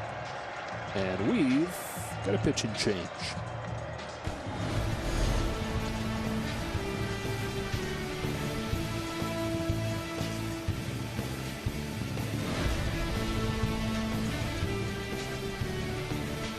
continues. I would say just local legend, but I'd be lying because he's a national sensation. Francisco Chico Herrera, a long-time clubhouse attendant for the Los Angeles Dodgers, filling in for left field beautifully over the course of the intra-squad games. We knew he had a cannon of an arm. He's thrown BP quite often. What a great story for Chico to get some recognition and notoriety. In fact, there's even a t-shirt, guys, that's benefiting him. You can go to breakingtea.com/Chico. Proceeds benefit Chico as well as the Justin Turner Foundation. So fun. One of the things that in this, first it makes you smile that baseball is back. Then you try to get through how weird it is with nobody here and all the different things. But then that couldn't help but put a smile on your face watching Chico do his thing as A.J. Ramos comes in, fires a strike to Ketel Marte. Ramos, former All-Star with the Marlins, but missed all of last season with a shoulder injury, tore his labrum, has rehabbed back, and the Dodgers just signed him recently. He's ahead 0-2.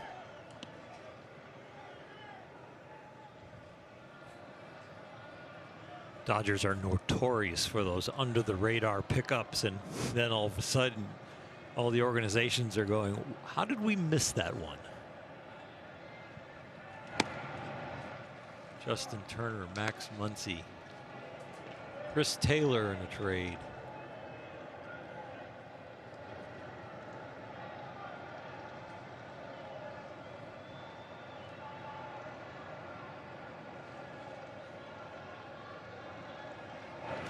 Wow, the bottom falls out on that one against one of the best hitters in the National League.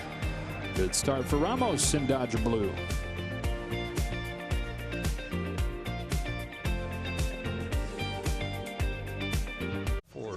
For Dodger hats, t-shirts, and jerseys, your official Dodger merchandise is available for curbside pickup or home delivery. See Instagram at Dodgers Top of the Park for details on how to purchase. Junior Guerra is the new pitcher for Arizona. Over from the Milwaukee Brewers.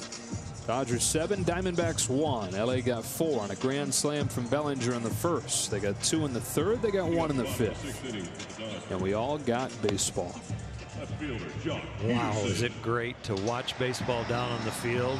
It's a tad disappointing from our vantage point, but looking down and staying concentrating on the players, it's a beautiful game. Looking out and not seeing any fans, that's an adjustment, but it's one we can get used to because we do have baseball, and you're getting to have it on the radio, you're getting to have it on TV. We can get used to it because we have to, but it is a huge, huge bummer.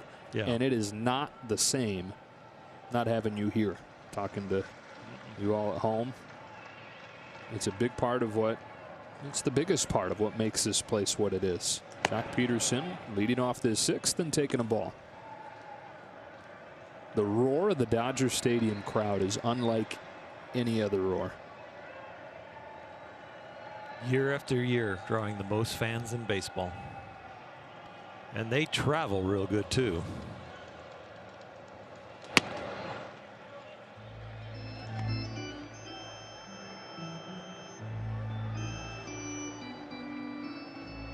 Jock has hit it hard both times. Nothing to show for it yet. Line to right in the second, line to center in the fourth. Here on a 2-0. He lines it again, but foul. Jock looking for that perfect Nomar Garcia Parra spring training exhibition game. 3 line drives, all outs. They'll fall in the season. Yeah, save it. He's already had 2.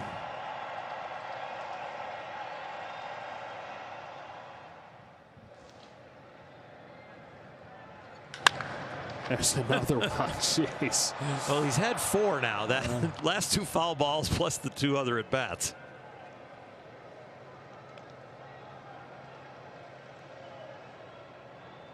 "36 home runs for him a year ago. Finally trusted his foundation, trusted his process. He said that he was a tinkerer and so caught up in the results.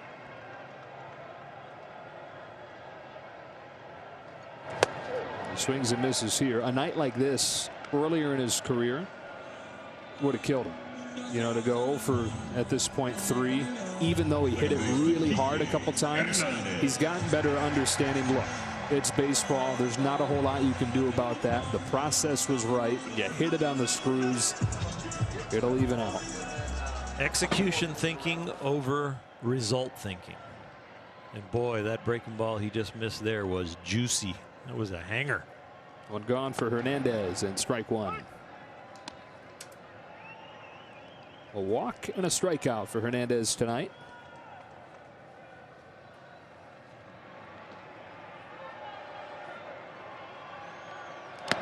Okay, looking for a bounce back season. Really, 2018 was kind of a breakout for him.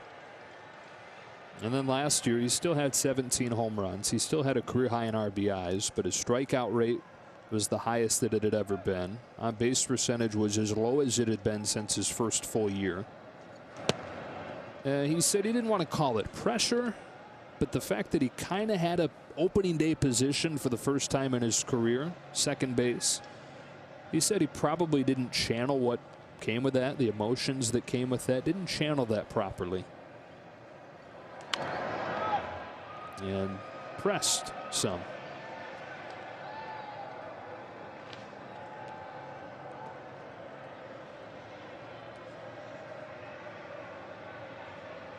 No time for that in 2020. Not for Kike, not for anybody. Slow start's going to mean a slow half a year. 2-2. 2 out.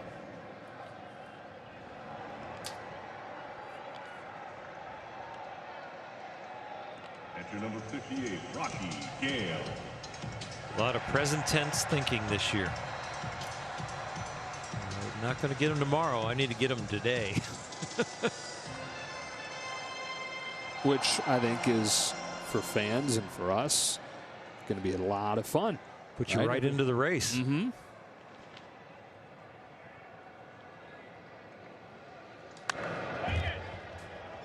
The beauty of the game that we love will still be there, but a little more sense of urgency each night. You can't say, it's 101-62. No, not anymore. It's not a novel. It's a short story. So much easier to read.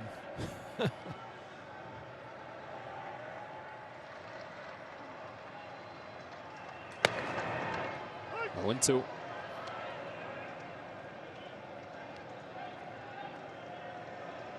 A 7-game losing streak, for example, in a 60-game season is the equivalent of a 19-game losing streak over 162, just when you do the math on that. 1-2 on Gale. What are we playing, about 37% of the schedule? Is that what it winds up being? I think it's right around there. The fewest games that have been played in a Major League Baseball season since the first 2 years of an official organized schedule. The second and third year of the National League, 1877 and 78. Last time we had 60-game seasons in this sport.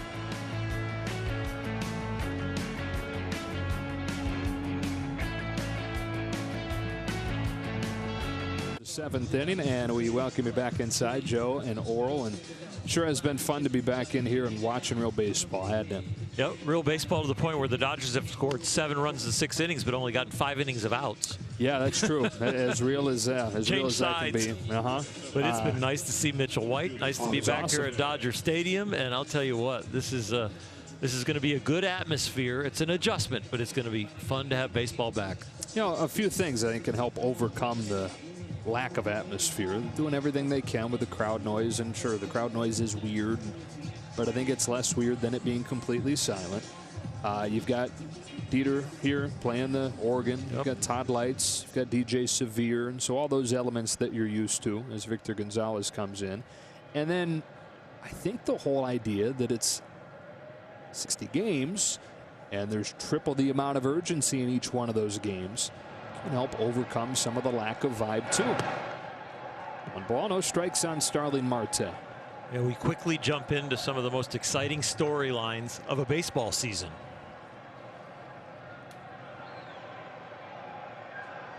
You have a hot month as a player, you are an MVP candidate.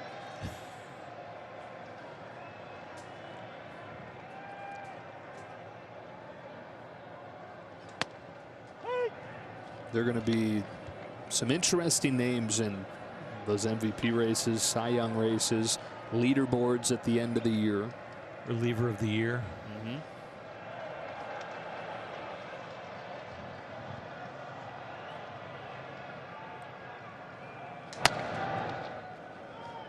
Ugly half-hearted swing and a miss there, 1-2.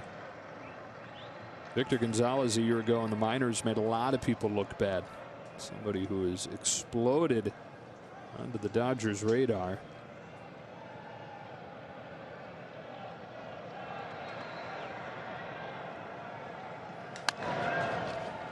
Grounded to third. Edwin Rios has replaced Justin Turner over there, and he throws Marte out. Much improved defensively at third is Rios. Right there, what I liked about that play is he is a big man, but he really shortened his stride as he attacked that ball, so he didn't get tangled in his legs. He kept his athleticism throughout that play. It was very well done. Here's Escobar with one away in the 7th. Switch hitter batting from the right side for the first time tonight. Here comes Gonzalez. There's strike one, and here's Alana. Guys, considering the roster is going to be 30 to start the season, and there is an addition of the DH this year in the National League, Edwin Rios has a much better chance of breaking camp with the Dodgers. That, according to manager Dave Roberts. He said every day he continues to get better and certainly gives you a quality AB off the bench. You never know with those expanded rosters, the improvement that he's made, obviously what he does at the plate, but the improvement he's made defensively, as you two were just talking about. He has a good shot at breaking camp with the club. Dodgers drafted him as a first baseman. He played all over the place in college at FIU in Florida, mostly in the middle infield. So it's not like this guy has never been able to field. Now, they drafted him as a first baseman. He told them he wanted to play third and then set out to do everything that he could to prove he could do that at a high level. Other than 2 on Escobar. Fly ball to center field. Bellinger settles under it, and 2 gone. He's had a really good coach in the off seasons. A guy named Barry Larkin, who he's worked with at a facility near his home in Orlando. He's learned a lot from him.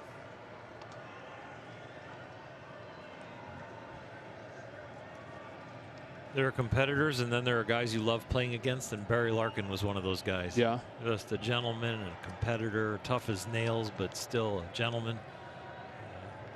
Miss playing against Barry. That's a strike on Peralta.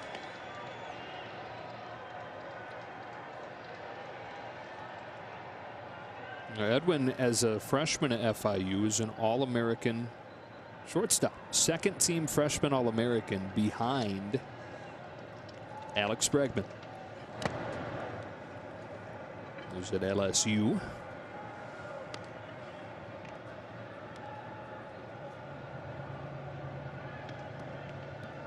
Mostly third coming up. Edwin, of course, got an opportunity with the big club last year in 28 games, and you know, it's funny. It was a limited sample, but you look and see what he did over those 28 games. It was really impressive. He had an OPS above 1,000. 4 home runs, including the longest home run by any Dodger last year. They set a record for the most home runs in a season. Nobody hit one farther than that man. They've been tracking those things for about 5 years now. It was the second longest hit by a Dodger in that time. Jock Peterson has a longer one.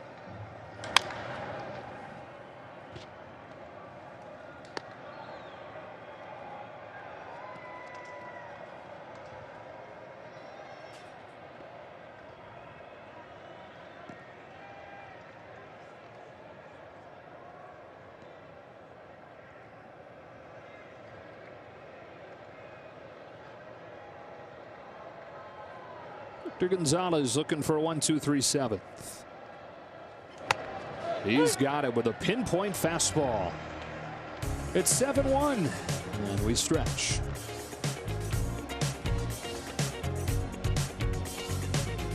Dodgers. First, Mookie Betts is mic'd up for a workout. Then follow Ross Stripling as he competes for a starting spot. Don't miss 2 all-new episodes of Backstage Dodgers on Friday.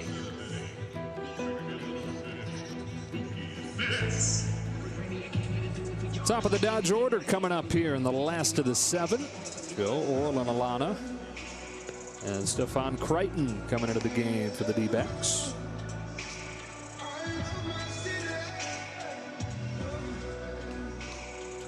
Games, 1-0 with a 3.56. Pretty good command with the 8 walks compared to the 33 strikeouts. Diamondbacks, they can improve in their pitching and in their bullpen. Got a chance.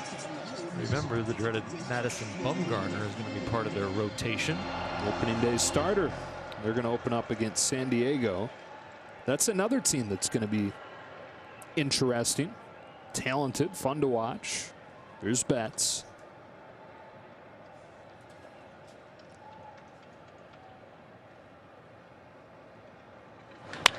Yeah, and he bangs the first pitch that he sees down the line to left.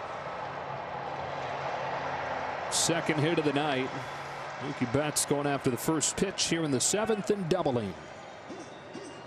Mentioned his hot zones earlier in the game against right-handed pitching. Anything in the middle of the plate, his lowest average is 333. I think it goes 333 at the bottom, somewhere in the 400s, right down the middle, and high down the first strike, 500. Well, that one was pretty much center cut, and he did the normal Betts with it.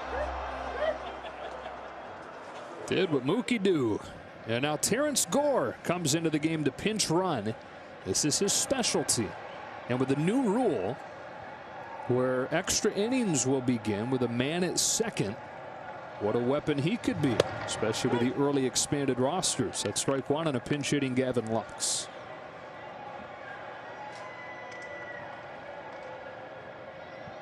Gavin arrived late to camp. He's termed it for personal reasons.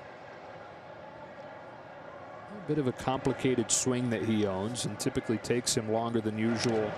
Longer than other guys before he's feeling right. No contact made there. So are they going to say now that it was a foul ball? No, it was just a swing and a miss. And so Gore moves up to third. Breaking ball, swing, and a miss. The sound was a deflection off the glove. Infield comes in for Arizona. And an 0-2 comes home from Crichton. Good take from a young hitter that has a man in scoring position with no outs.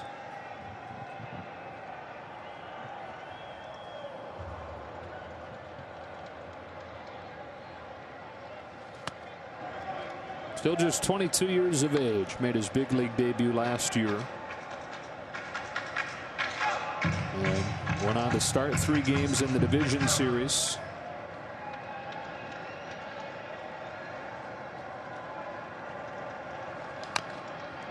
One of the leading candidates for Rookie of the Year.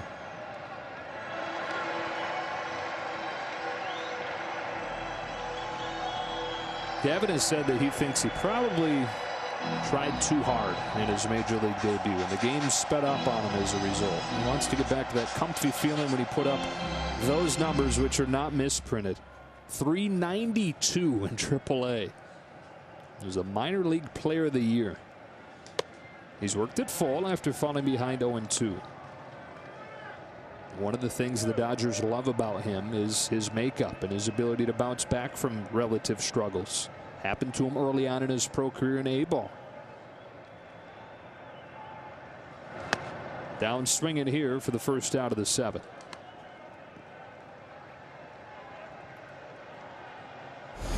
Starts the swing like it's a fastball, ends up a breaking ball, tailoring under his bat.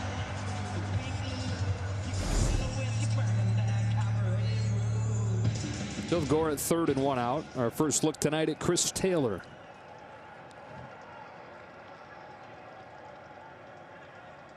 Entering his 5th year with the Dodgers, over from Seattle. Cracks one to right center field. That'll drop in to bring home Gore. So Chris Taylor off of the bench. Singles on the first pitch that he sees to make it 8-1. Center fielder number 35, Cody Bellinger. He swung the bat really well during the intra-squad games. The looks that I've had. Using the right side of the diamond very well, but still has that pull power. 1-on-1 out Bellinger. Tails back in there, strike one.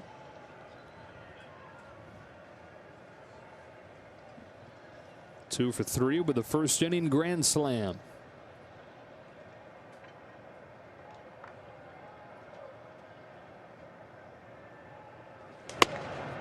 Oh, 0-2.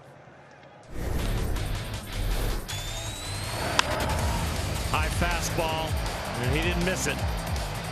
Making some subtle adjustments to his swing here in the summer camp 2.0. The cheerleaders loved it.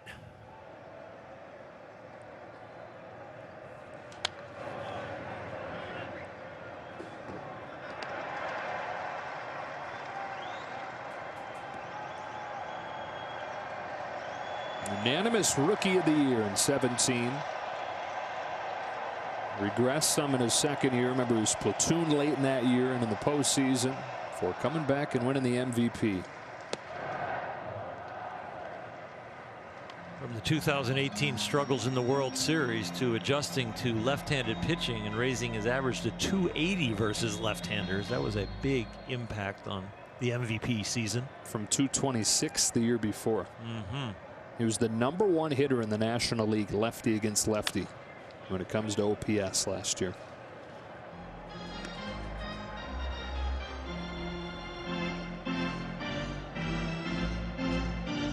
You know who else got platooned in the World Series as a young player? Tell me. Babe Ruth. Okay. One of his first World Series when he was still with the Red Sox. Didn't play against left-handed starters. That is a bullet through the box into center field. Bellinger's third hit tonight. He is unwinding on the baseball. Came into camp with some adjustments to his swing. You'd say, how in the world would you do that as an MVP season? But with all the time off and a little bit of tinkering, he made some adjustments. And now he's still adjusting as he gets around the Dodger hitting minds, and tonight he is seeing some great results. There are some guys where he can be in practice and he can be in the cage, right, where it's like, that just doesn't look right now. And then you get into the games, you get into the real thing, the relative real thing, and the light just gets turned out. Here's Beatty pinch hitting. That, by the way, was a 106-mile-per-hour line drive off Bellinger's bat. Remind me, 95 is hard hit? Yeah, anything 95 and above considered hard hit. I'm locked in. I'm ready. Man, you've just been studying the internet for the last 4 months, haven't you? On other subjects. Yeah, haven't we all?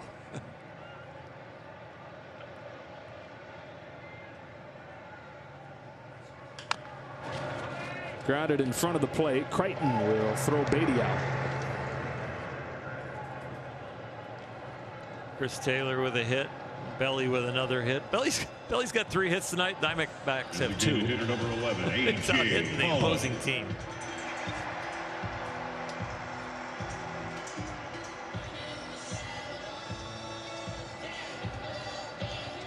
Second and third with 2 gone for Pollock.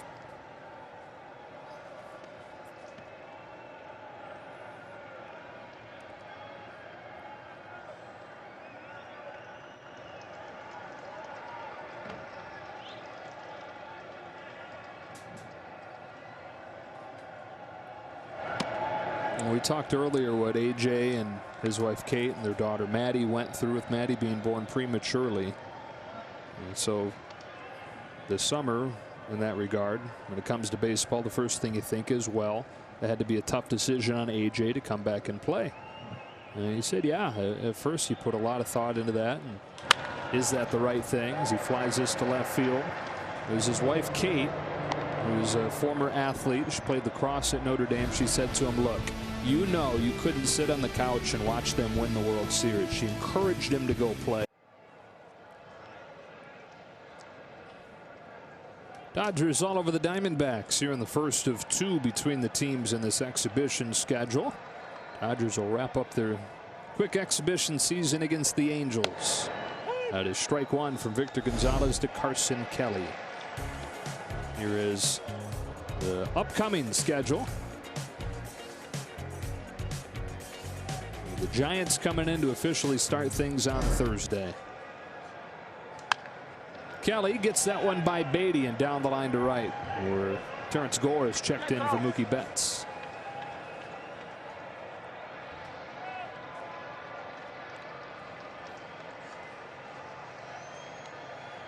Number 22, Jake Lamb.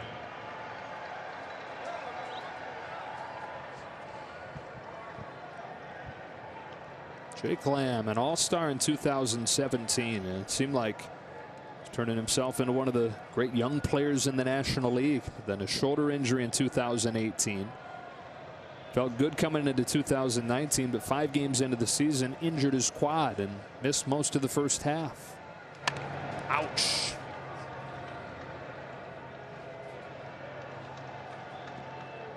I mean, the guy can't catch a break. Hand and bat, or again, a little of both. We saw that with Austin Barnes, and it was all knuckles. This one sounds the same. It looks like he might have got the end of the bat and the hand. Shortstop number 13, Nick Ahmed.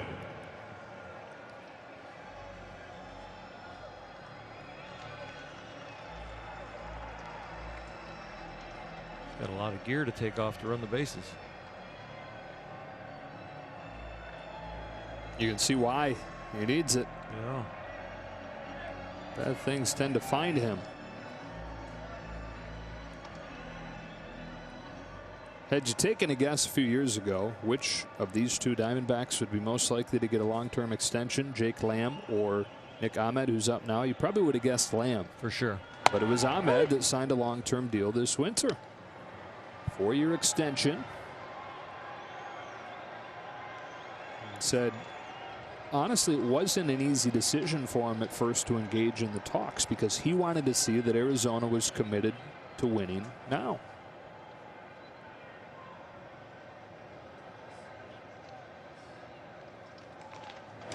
Really became a big leaguer because of one side of the baseball, the defensive side, which is spectacular. And then he was, even though he was a weak hitter at the time, he was a Dodger killer. It seemed like that's the only team he was getting big hits against. And then he changed his theory on hitting and went from not just trying to hit the ball, but just letting the bat go, swinging hard. And that made the bat more accurate and, of course, more powerful. He's not feeling for the baseball anymore. In an 0-2 hole here. Runners at first and second. Here comes Gonzalez.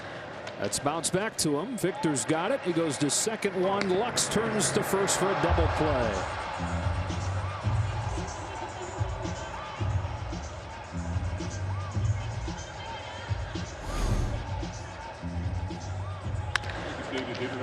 Gavin Lux, a little fancy footwork out there, gets a little caught up with the spikes on.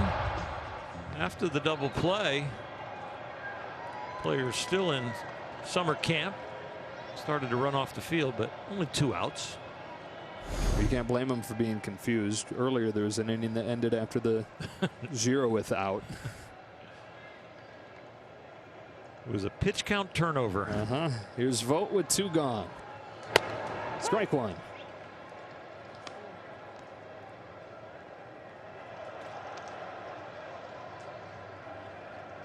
Arias tomorrow. I think so. Wood throwing a sim game prior to the game. Other than 2.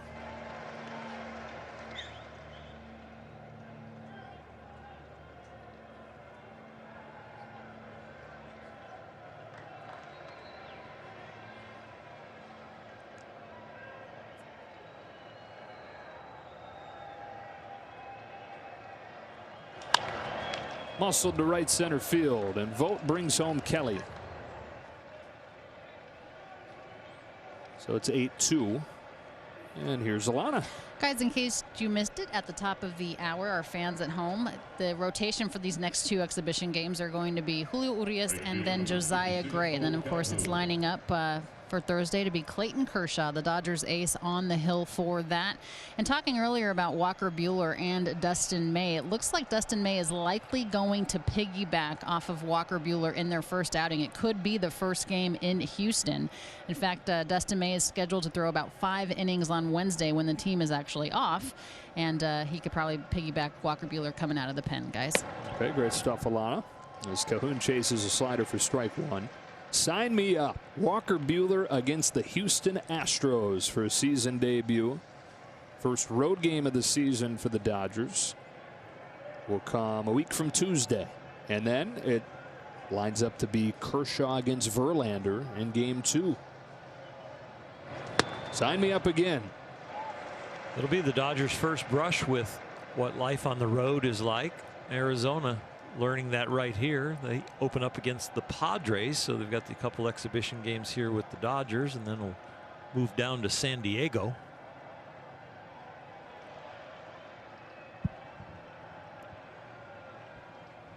Oh, 2 pitch.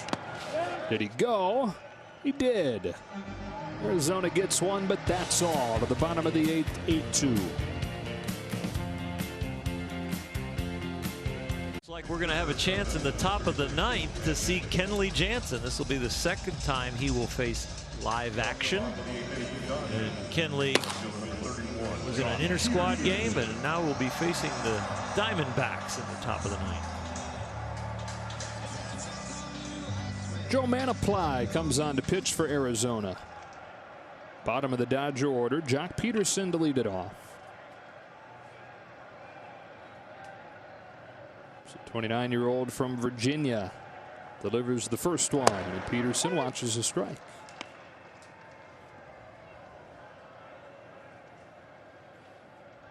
Jock getting an opportunity to face a left-handed pitcher. Something that he and the movement coach had a goal of kind of achieving, not only helping his athleticism and getting his body in a great position to function properly, quickly and strongly, but also increasing his ability to not pull out and hit lefties. Cracks a flare into shallow center field for a base hit. Take it. Yeah. I'd like to save that bat, but it broke. Get some staples and some tape and some glue. Yeah. How bad do you want to keep it? Jock, I'd give you more opportunities, but you lost that bat. Sorry. He's aboard for Rios, who gets his first at bat tonight. And slices the first pitch that he sees to left field. That'll sink in. Back-to-back hits to open the 8th. Peterson will go first to third. We'll have to see that kind of base running in a 8-2 game in the 8th inning of an exhibition. It is the time to push the envelope so that you have decisions in season that you know are accurate. So how do you know if this is the right decision in season? Well, you push the envelope now. It's not that big a deal if you were out, but you do start to get your reads, your baseball clock and knowledge. Movement coaches helping them run faster too. Mm-hmm. Movement first to third. Swift. Here's Gale. There's a strike.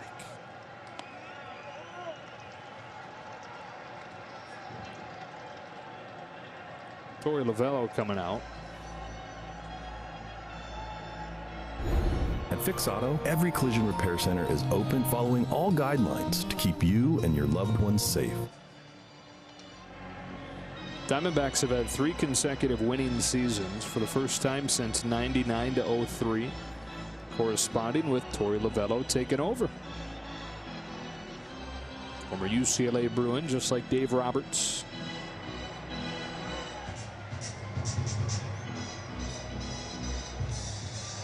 Dave just went into the UCLA Sports Hall of Fame recently. Same induction class as Kevin Love and Russell Westbrook. Gale with a base hit to left. So the first 3 Dodgers have singled here in the 8th. Peterson in to score. It's 9-2. Diamondbacks went into a defense right there with first and third like the scoreboard was a tie game or a 1-run differential. Not looking at the current scoreboard, but Torrey wanted to get them working on some defense for an interesting situation during the season. They didn't have much time to work on it with that first pitch base hit.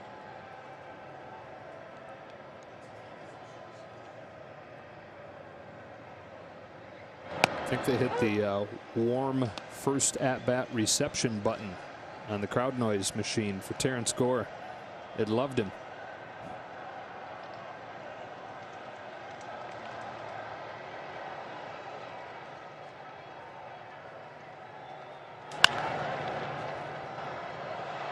Fly ball fading into foul territory. Long run and a nice sliding catch.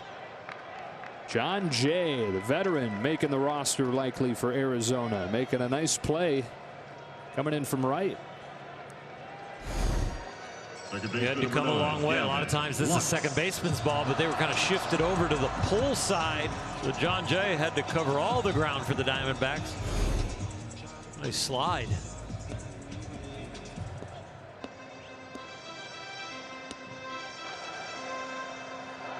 First and second with 1 gone, and up comes Gavin Lux. Struck out swinging his first time up.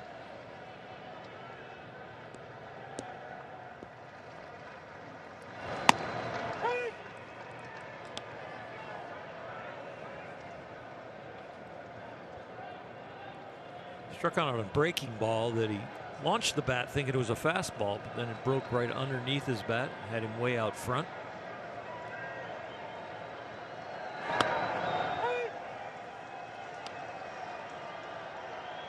Quickly 2 strikes on him. He said that, again, looking back to his taste of the big leagues last year in September and in the postseason, that he was too afraid to hit with 2 strikes. He didn't handle those situations well. And struck out in a third of his plate appearances in that major league debut, which is way above the numbers that he had put up throughout his minor league career.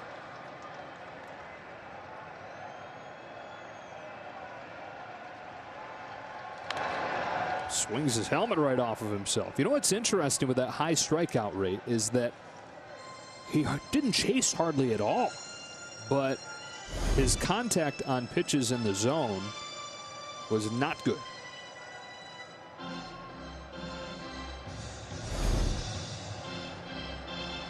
It's not where you make your money hitting with 2 strikes, but if you can keep your average around 200 as a 2-strike hitter, you're going to support your average.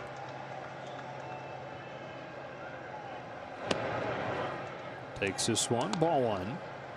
He said, Dave Roberts said, when you look at those numbers, that there are a lot of strikeouts, even though you're not chasing, that they're coming as a result of missing pitches in the zone. It's probably a product of overthinking, kind of tying yourself up.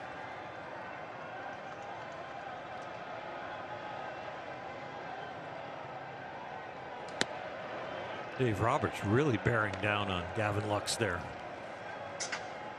He is just staring at everything he's doing, even in between pitches.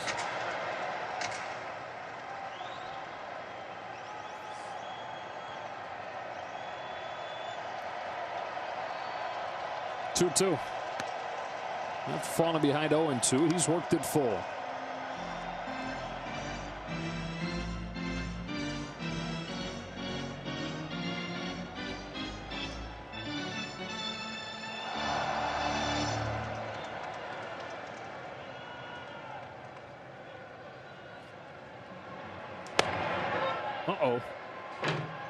Swings and misses and deposits the bat down in the Arizona dugout.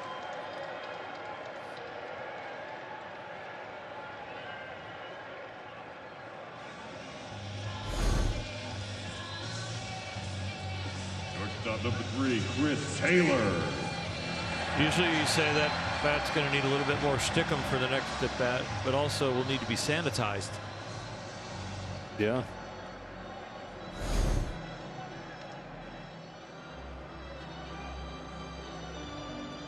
And those two things probably don't do the same thing, right? Sanitizing. The alcohol content's going to break down the pine tar on the bat and probably actually make it stickier. Huh. Scientist Oral. Dr. Oral. Well, when I had that non-foreign substance on part of my body, I always used alcohol to get it off. Did you? Rubbing alcohol. Yeah, rubbing alcohol. Yeah. Taylor with 2 out. Domestic pine tar. And domestic rubbing alcohol? Yes. I never really checked where that was made. Not Old World.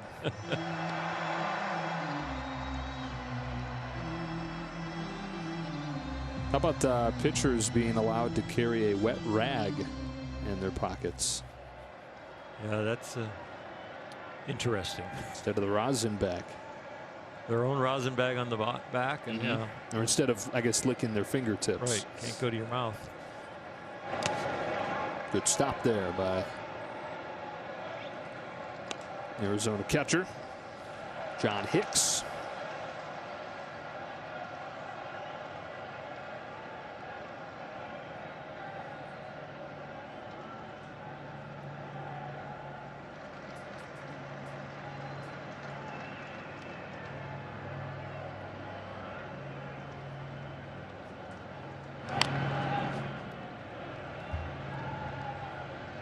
Would you have taken advantage of the wet rag? I already carried one. I put a cup of water over my head, and my hat was always very wet, so I get moisture from my hat or my hair. And then I also would wear cotton underwear down to about my knees, and I would wet the cotton underwear, and so I could get moisture from my body. So I probably would not have had the rag. I wouldn't have liked the weight of it, in my back pocket.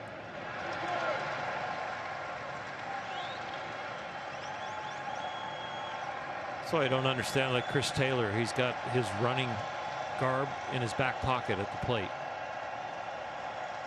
I don't know what it is. It might be his hand guard for sliding. I could just see pitching with that in my back pocket now.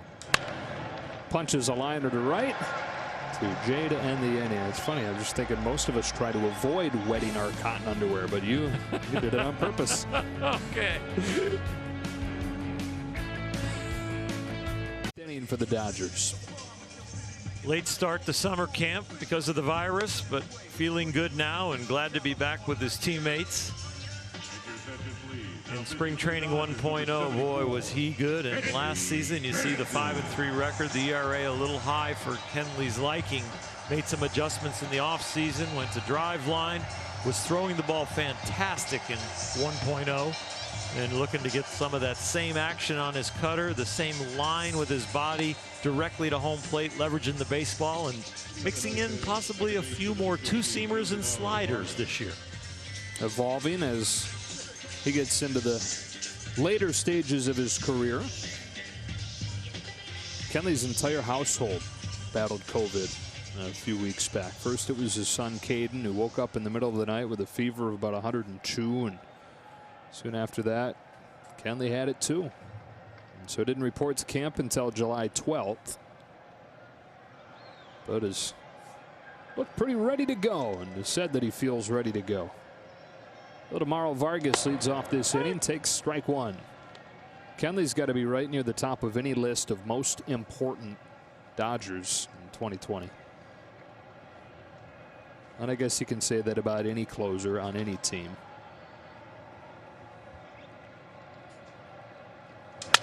A blown save will be like 3 blown saves. Yeah. So those could pile up in a hurry if your closer went into a slump. Cracked the bat of Vargas there, and it's 0-2 as we go to Alana. Guys, I was talking about that very fact with Blake Trinan earlier today about how the bullpen becomes so much more valuable than it already is in a shortened season, because you can't have any luxury if the team, goes into any sort of extended slump. And also, if the team has the lead, the whole idea is to keep the lead, or if the team is close in a losing battle, keep it close so you give your offense a chance. And he said, I certainly think that they have the team in terms of the bullpen this year to do it. And he said, in terms of Dave Roberts talking about it, he said, the mindset of the starters isn't going to be any different. They're going to give you everything they have, go as deep as they can into the game. But it is nice to know the Dodgers have this type of bullpen. Nicely done there. Dodgers have this type of bullpen to be able to keep it close if need be. All right, Alana as he gets Vargas. Rios running that one down for the first out of the ninth. Shortstop number 10, Josh Rojas. And Josh Rojas to the plate. The Dodger bullpen last year finished with the #1 ERA in the National League. Although at the end of May, so about 60 games into the season, it was 11th in the National League. Okay, guys like Kenley Jansen, Joe Kelly, Blake Trinan trying to rediscover their 2017 or 18 forms. Pedro Baez quietly had a great season last year. Bruce Star Gratterall over in the Kenta Maeda deal. Huge arm. And potential impact guy very quickly. When you evaluate the Dodger bullpen, you will not evaluate it in a way that you'd say you downgrade it on potential. The potential is off the charts. It's just what performance will show up in 2020. Weak ground ball to first. Beatty's there. 2 up and 2 down for Kenley Jansen. 9-2 they lead, out hitting Arizona tonight 13-4. Fielder number 9, John Jay. All started with Mitch White going 5 innings, giving up just 1 base runner. And Jansen trying to put the finishing touches on it. John Jay comes to hit. Do it again tomorrow? Can't wait. Let's get the fans in the habit of seeing baseball on a daily basis. To the next 2 nights. Exhibition games off day on Wednesday. Thursday is opening day. That, by the way, will be exclusively on ESPN. And then we'll be back with you on Friday. Can, though, catch pregame, postgame coverage right here on Sportsnet LA. I'll be down there in El Segundo in studio. Nomar and Ned and Jerry, John Hartung. I'm sure Alana will have a presence with us. Ball on a strike. How about Clayton Kershaw and Johnny Cueto, the starting pitching matchup for opening day? Johnny Cueto coming back from Tommy John surgery. Returned late last season. Fun to watch him pitch. Multiple deliveries. The rocking chair. 1 and 2. Twist and shout.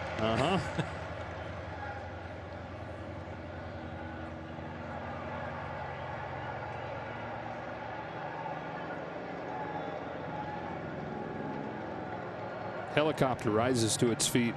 2 out and 2 strike in the ninth. And that buzzing back over.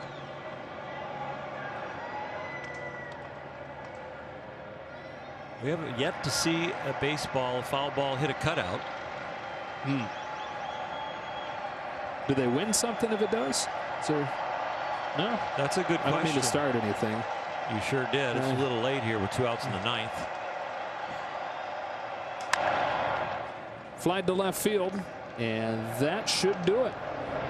The Dodgers convincing here in the first exhibition game. 9-2 the final score. Good practice. Practice winning. Get in the habit of winning. That's 1 down in the exhibition season.